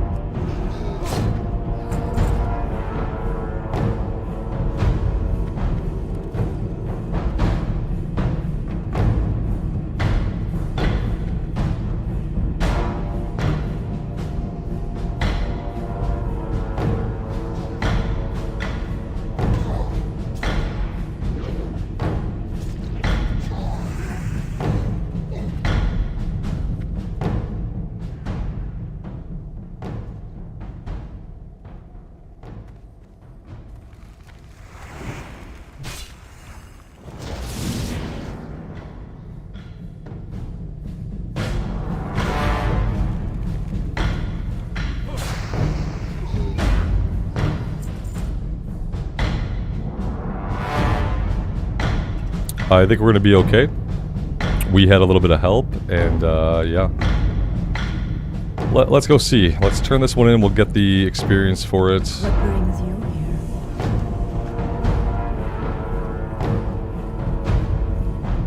here? I don't really know about the follow-up we took, but we can get out of here. We'll think about that in a second. I really just wanted the 2600 experience from that turn-in, so... If we don't do anything else, I don't know if I'm going to care too much. What about the next part? We imagine that must be pretty challenging too, but we have a couple of other people here. Yeah, we've got our buddy here working their way in. They are at half health, which is not what you like to see. They are bandaging up though. We'll give them a little bit of might. I think this one we have to kind of compete for this one though. Okay, I'll take this off of you and we'll just kind of fight right here for a minute. Yeah, see, this is what they need, right? They need Tyrannus' pendant, so... We're not gonna get that one because of how we ended up pulling this. Let's help them kill it, just to help out.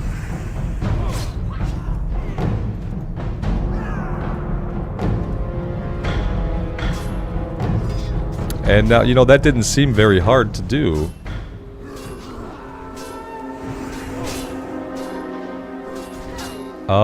Is this person gonna be okay?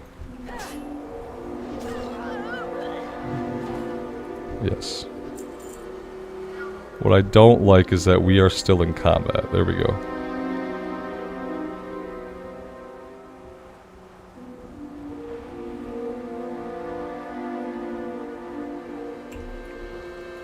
Yeah, so we could wait for that guy to respawn. I don't know. I don't know if I want to do that. It's going to be, what, like 2 to 5 minutes for him to respawn. In the meantime, all the shit out here is going to respawn. We got shadow mages.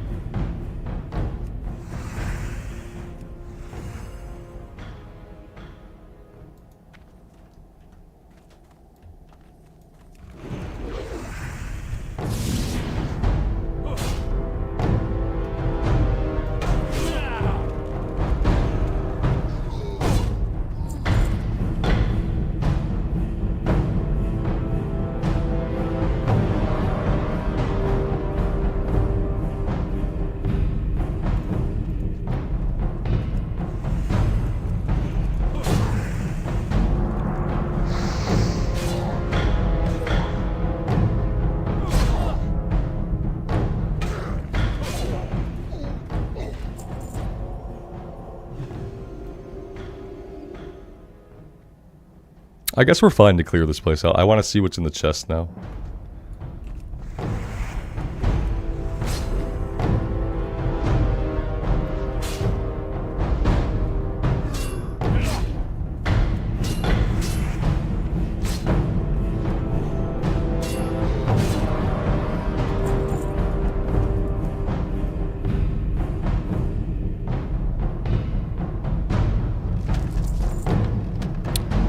Nothing good, but you never know unless you check.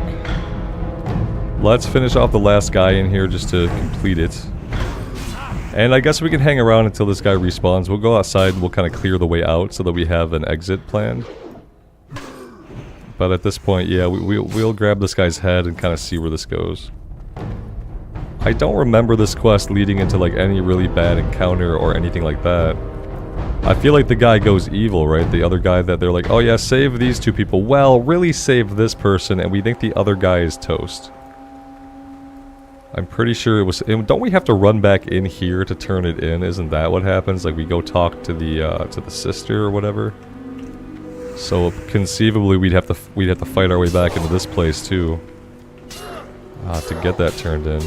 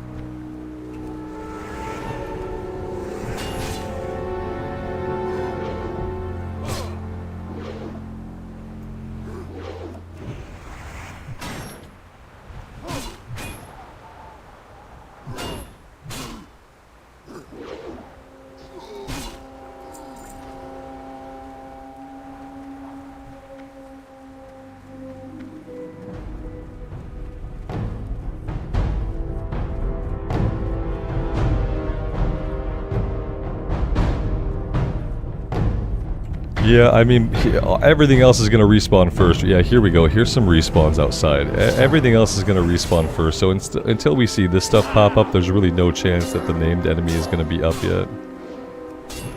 So, I mean, he's going to be on a longer respawn timer even than they are, so...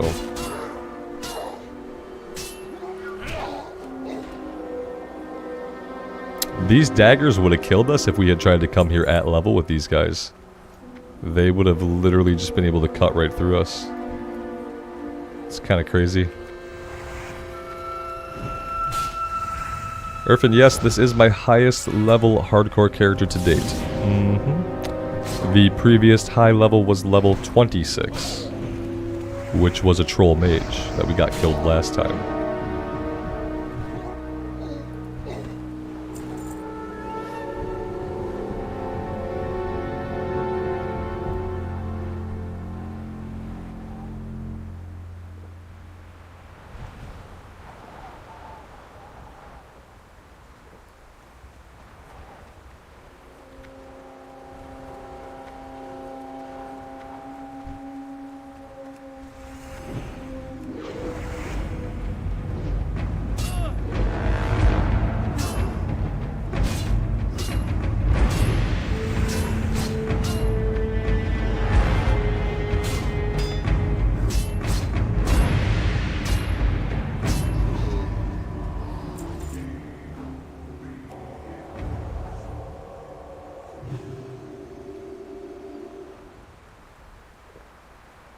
Canon GS, what are you going to do once you hit 60? Are you going to try and raid or anything? Probably not on this character.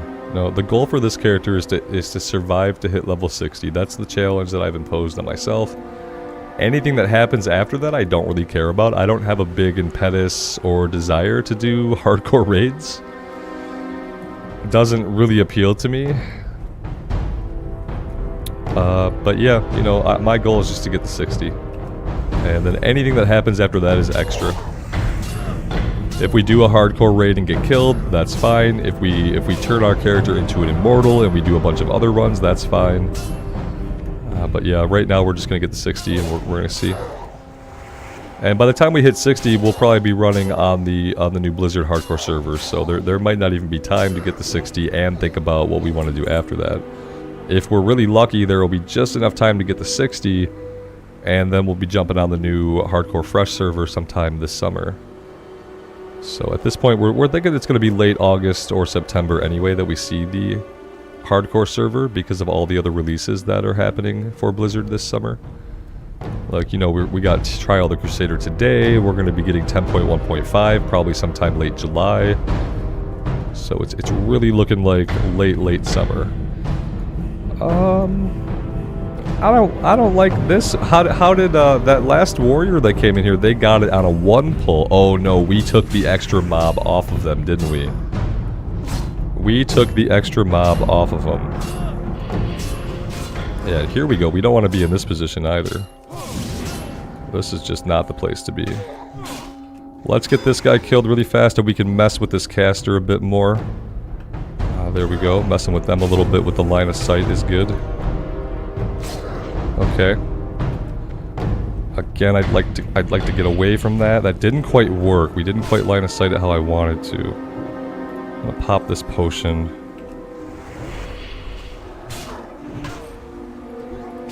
Okay. 10.1.5 is July 11th. Yeah, for some reason I thought it was going to be later in the month. Maybe because the experience buff in retail goes on to like the 22nd or something.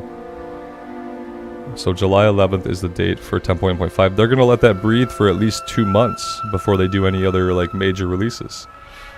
So yeah, we're talking about the middle of September for hardcore fresh start. Yeah.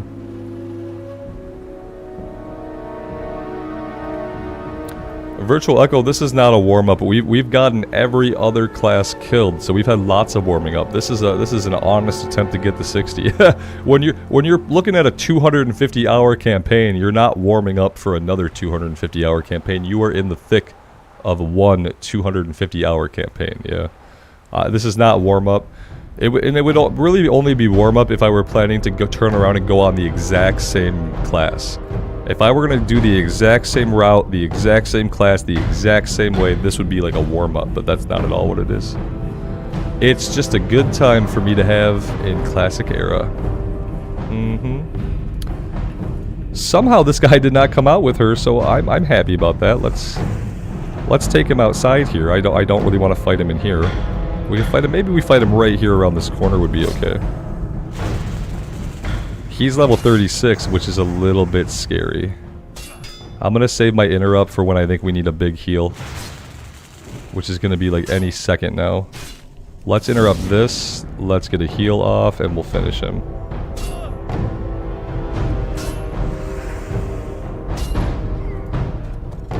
There we go. Okay.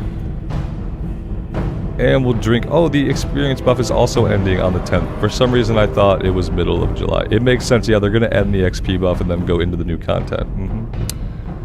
I just thought it was going to happen like a week later than that. I don't know why. I had that thought in my head.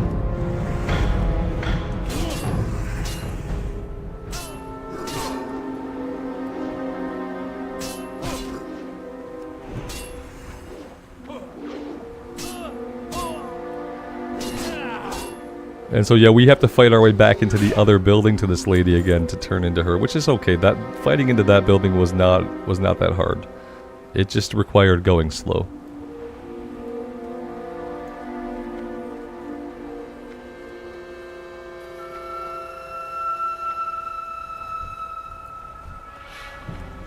Everything's coming back up now.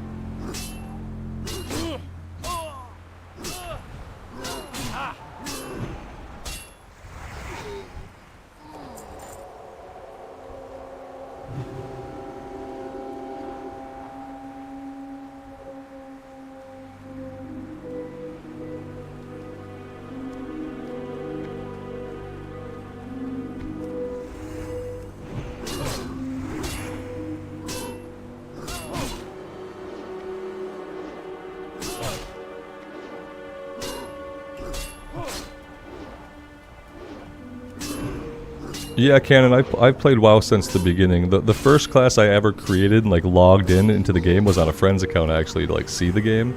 Would have been a Tauren Druid. That was the first character I logged in on. I got to run around Mulgar, and that was when I fell in love with the game and with the world. Yeah, when I saw those rolling hills and that open landscape, and I knew that I could just pick a direction and go in it, and I would encounter enemies and caves and like towns and NPCs.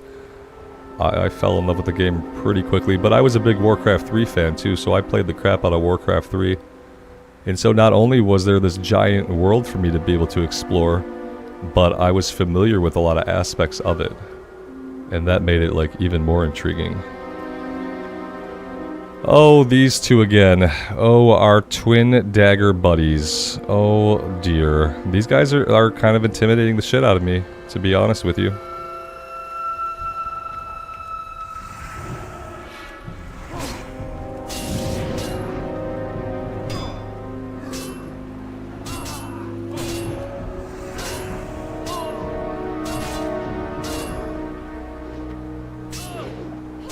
We get a couple more misses, we're gonna have to use this big potion. I don't want to do it. I don't want to do it. Yeah, I have to do it. Damn it. That makes me angry. That pisses me off.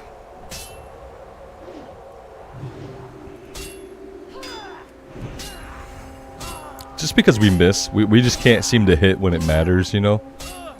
Sometimes we fight one enemy, we get 3 crits, and I take on 2 enemies and I get 0 crits. Like, that's not what I need. We need a new weapon so fucking bad. Oh my gosh.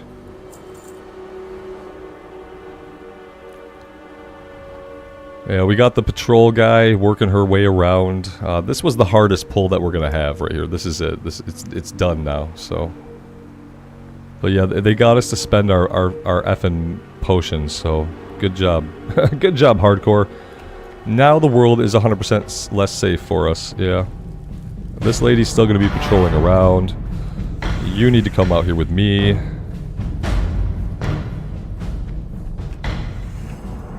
And we will fight out here.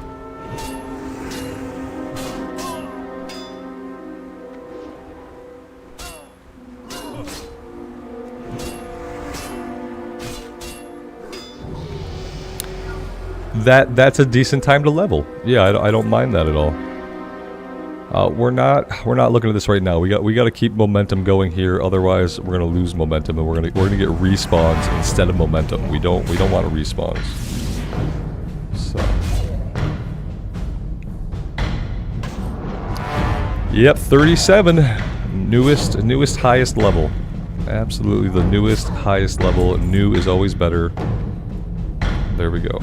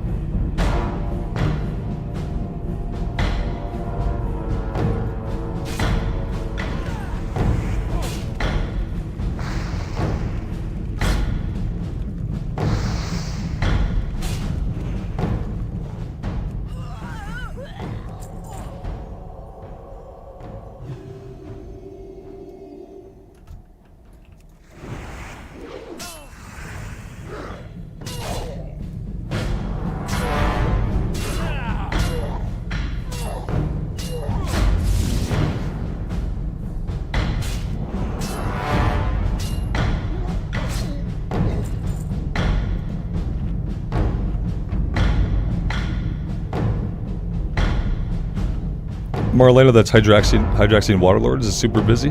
Yeah, I believe it. Every time that I roll a new character on Bloodsail Buccaneers, it feels like the starting zones are even busier than before.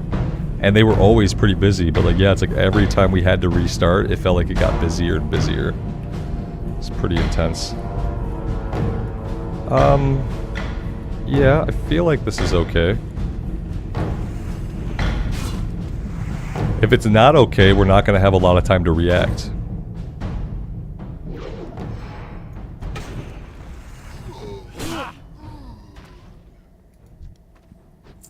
All right, let's see what happens. I'm kind of scared. I think I'm gonna run out of here like right away. Oh, escort her. Oh god, I didn't want to escort her, did I? Oh, she's going the wrong way. Oh, we're out. Sorry, lady. Yeah, nope. I'm not doing an escort quest that I don't know anything about. I'm sorry, I can't help you. Oh, big whoops. Ah, I just got that lady killed. And it probably would have been fine, you know, we probably could have got her out. I can't justify it. I don't know what's gonna spawn. I feel like some shit might go down if we escort her out. And we've done so well. We just dinged level 37. We got those quests done. I'm good. I'm good on that one. Yeah, I feel bad, like, in a way, but yeah. What would we have gotten for this? A cloak, potentially a cloak, and that's it. Oh, okay. All right. Yeah, that was fun. That was fun. Right, some paladin you are. Listen, I follow the holy light. That's not always like a moral thing. I fight evil, I fight demons and void. It doesn't mean I have to escort people around. I called out to her and told her that it wasn't happening, you know what I mean? I gave her fair warning to get away. Oh, okay, well that's fine. I'm glad that we were able to get most of that stuff done, and that we also were able to get out before it got, like, any sketchier than it already was. Because it was already looking pretty sketchy.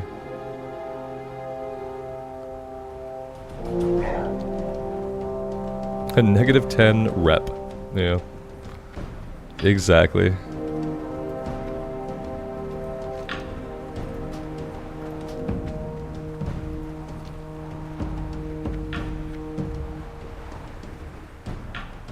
Yeah, Alex, I had no idea. Like, it could have gone either way. And I felt like she was immediately going to pull those two people over on the left-hand side. And I just was worried that they were fire casters. It just wasn't worth it to me, you know what I mean? I'm like, yeah, we could probably escort this lady out of here, maybe we live. But as soon as I saw her go the path that I didn't clear, if I had cleared that way first, I'd have followed her out. She walked right up to those two guys like they were nothing, and I think at least one of them was going to shoot fireballs, and the other was going to have those nasty daggers, and I just didn't want to deal with that. It was... Basically, it's like the saying, leave while the leaving is good, or something, right? Like, it felt like a good time to go. We had done more, I think, than people wanted me to be doing in that area. You know, I felt like I was pushing myself in that area even a little bit too much. I could feel like a little bit of stress creeping into my limbs. Usually I'm not, like, stressed when we're fighting stuff, even when it's dangerous stuff, but in that area, and it's because of the casters, I started to feel like physical stress creep into my body. And that's fine for a while. Physical stress in your body can, like, help you focus and help you make, like, better choices, and a little bit of adrenaline can help you react. But once I pass, like, a certain threshold of physical stress, I start to make worse choices, and my button reactions get worse, and, like, everything gets worse. And I was approaching that point. I was approaching the point where, like, the physical stress was gonna negatively impact my gameplay. And I thought, like, let's get the hell out of here. Oh, look at this. 1, 2, 3, 4 pack of hyenas. This is the kind of stuff where I say, like, World of Warcraft was not designed to allow you to live one life. Because all throughout the World of Warcraft is stuff like this. And yeah, you come upon that, even at this level, and you're not ready for it, it's gonna kill you. What's this guy doing? He's level 33, so he's safe. We gotta get up here to this tower, right where the patrol of hyenas is going, you know? Let's be smart and we'll just head back over to the road.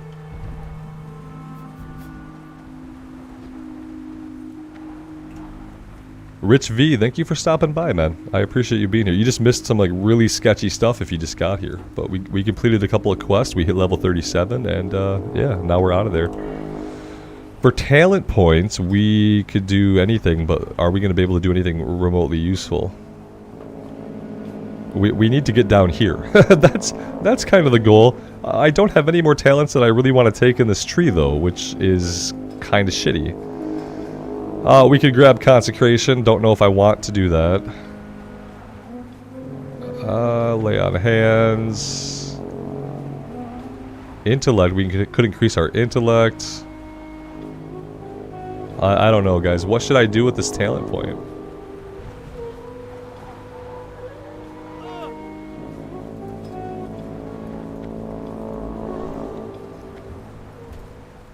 We tried Seal of Command for a while, Hope. Yeah, so there's like 2 different builds. You can do Seal of Command build and you can have a slow weapon.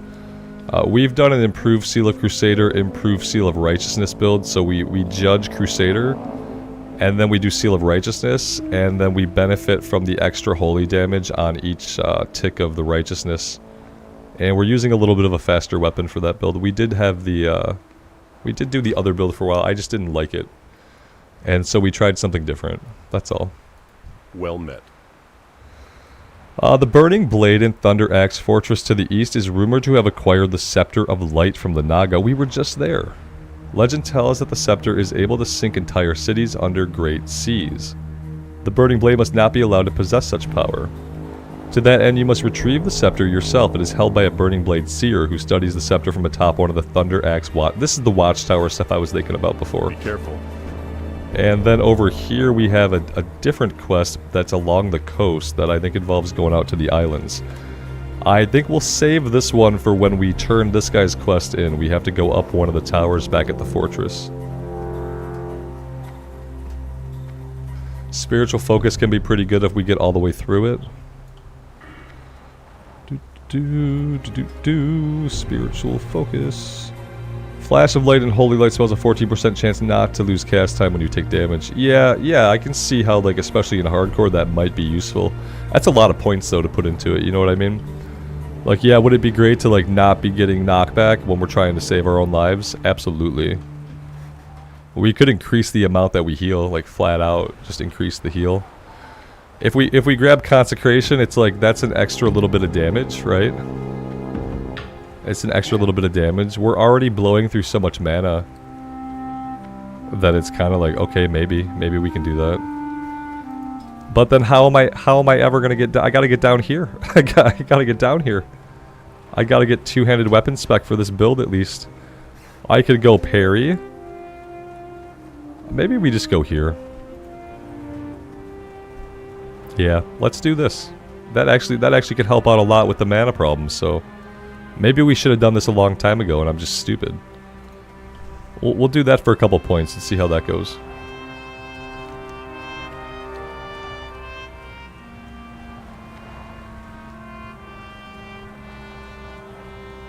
Sinky D, thank you for being here, man. I appreciate that. Thanks for coming by and checking out the stream.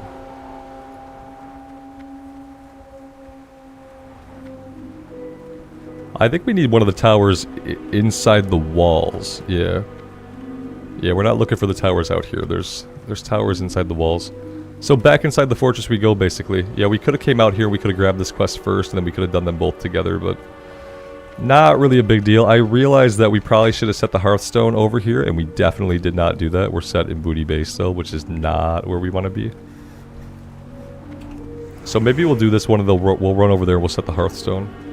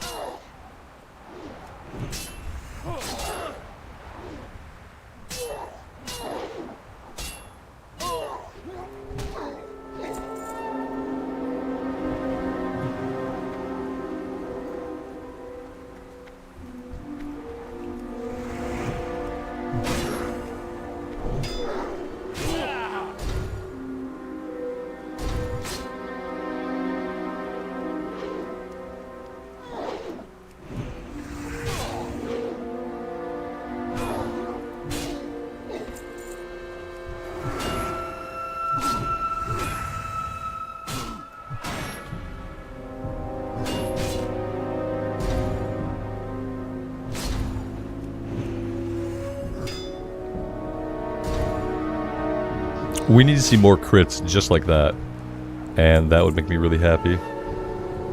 Do I stand and play? I don't stand and play. I wish I did have a standing desk that could go up and down and up and down. That would let me play for a lot longer. I just try to practice good posture. I'm 6'4" and I weightlift like 4 or 5 times a week, so I try to keep my posture good so I don't hurt my back.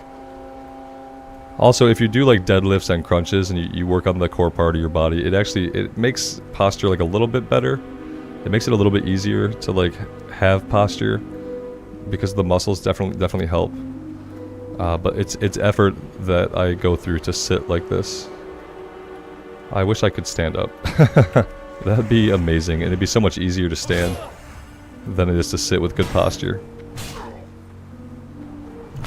You're not the first person to ask me that, so don't think that you're alone. A lot of people have popped in, have looked at my posture and thought, "Oh, you're standing up."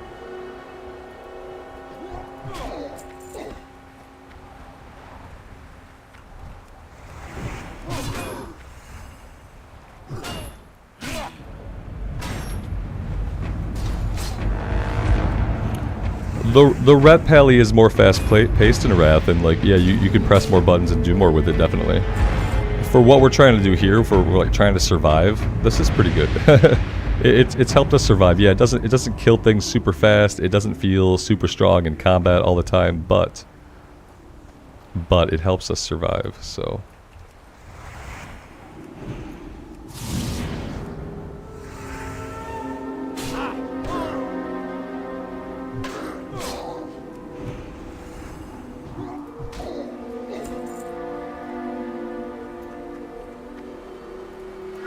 How many enemies are going to be at the top of this? Okay, just the one? That's not who we're looking for, though, is it? I see two. But maybe they're not on the same level.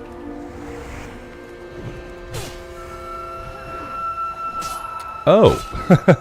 Yikes. Okay. Well then.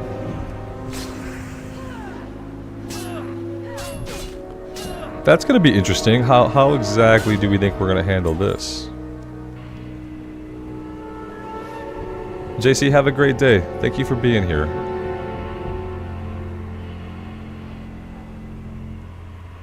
Mark, welcome to the stream. Thanks for stopping by.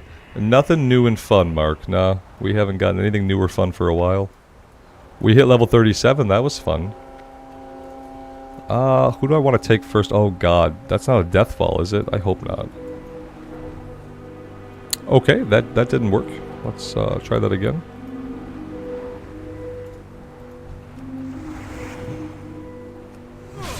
Let's see if this pulls the entire platform. I feel like we're okay. And as long as this is okay, we can probably do this. We'll pull the other guy next on the other side, and we'll see how that goes.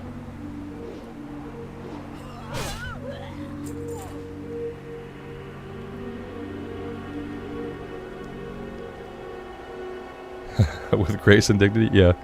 I could do that. Certainly.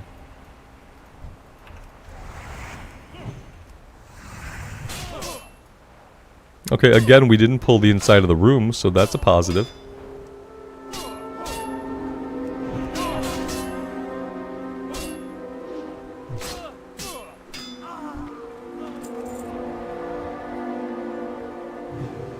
This is going to be the hard part. Now, who do I prioritize here? We'll man up, and then I'll try to get a camera angle of what mobs are in here, because whichever one throws fireballs or any kind of spell, that's the one we got to target first. I just can't get the angle I want. Okay, let's see. We've got the Augur and the Seer. The Seer has the Scepter. Let's focus the Seer down. Okay, our escape plan, I think, is to jump to the other side of this fence and just kind of run away, right? We jump, we run away, we bubble here with this one, and we just hope for the best if we have to abort this mission.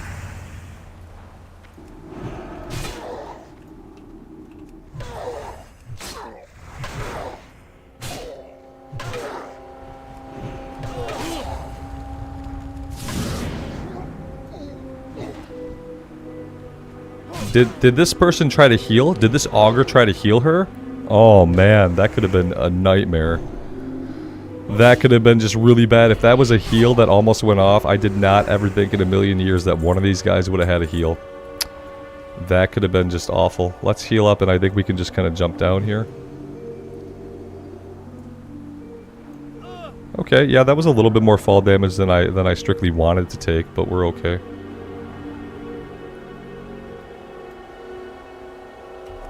I want to go set the Hearthstone. Yeah. That is what I want to do next.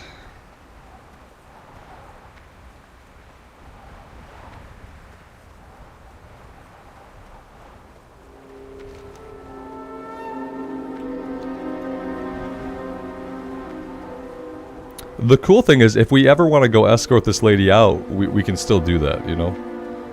We can do that. We can, if we want to clear that way to the left when we go in there, we can clear her way, and then we can let her walk out, and we can probably handle whatever happens. Just like the path that she took scared the hell out of me.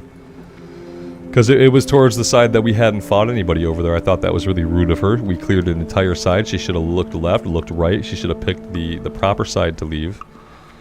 So we could always go back and do that one. If it's not something that's going to spawn like 3 or 4 enemies at any point, then I feel like it would be fine. Though I thought she had some kind of confrontation with like the other person though. Like they went evil and there was some kind of like confrontation that happened. Maybe I'm making all of that up.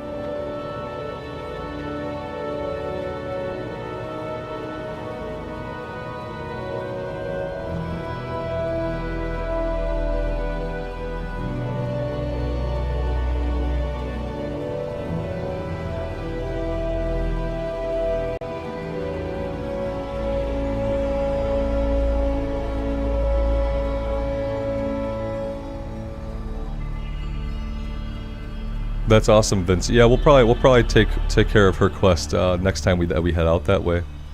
So I would like to get all of the low-level questing done that I can, because we are not ahead of the leveling curve. But yeah, on that note, guys, I am going to take a break here for the afternoon. I want to spend some time with the family, with my dogs, and get some chores done. And then I think maybe after dinner time, I'll get on Wrath of the Lich King and check out the TOC patch. And maybe run some 5-mans again tonight on the Paladin. We will see what happens. And then tomorrow we will be right here for some more hardcore. That is the plan for now. Thank you guys so much for being here and for the support. I really do appreciate you guys showing up. It's made this so much more of a joy to play. So yeah, thank you guys. And as always, take care of yourselves out in the real world. And take care of each other. And we'll see you back here again very soon. Bye for now.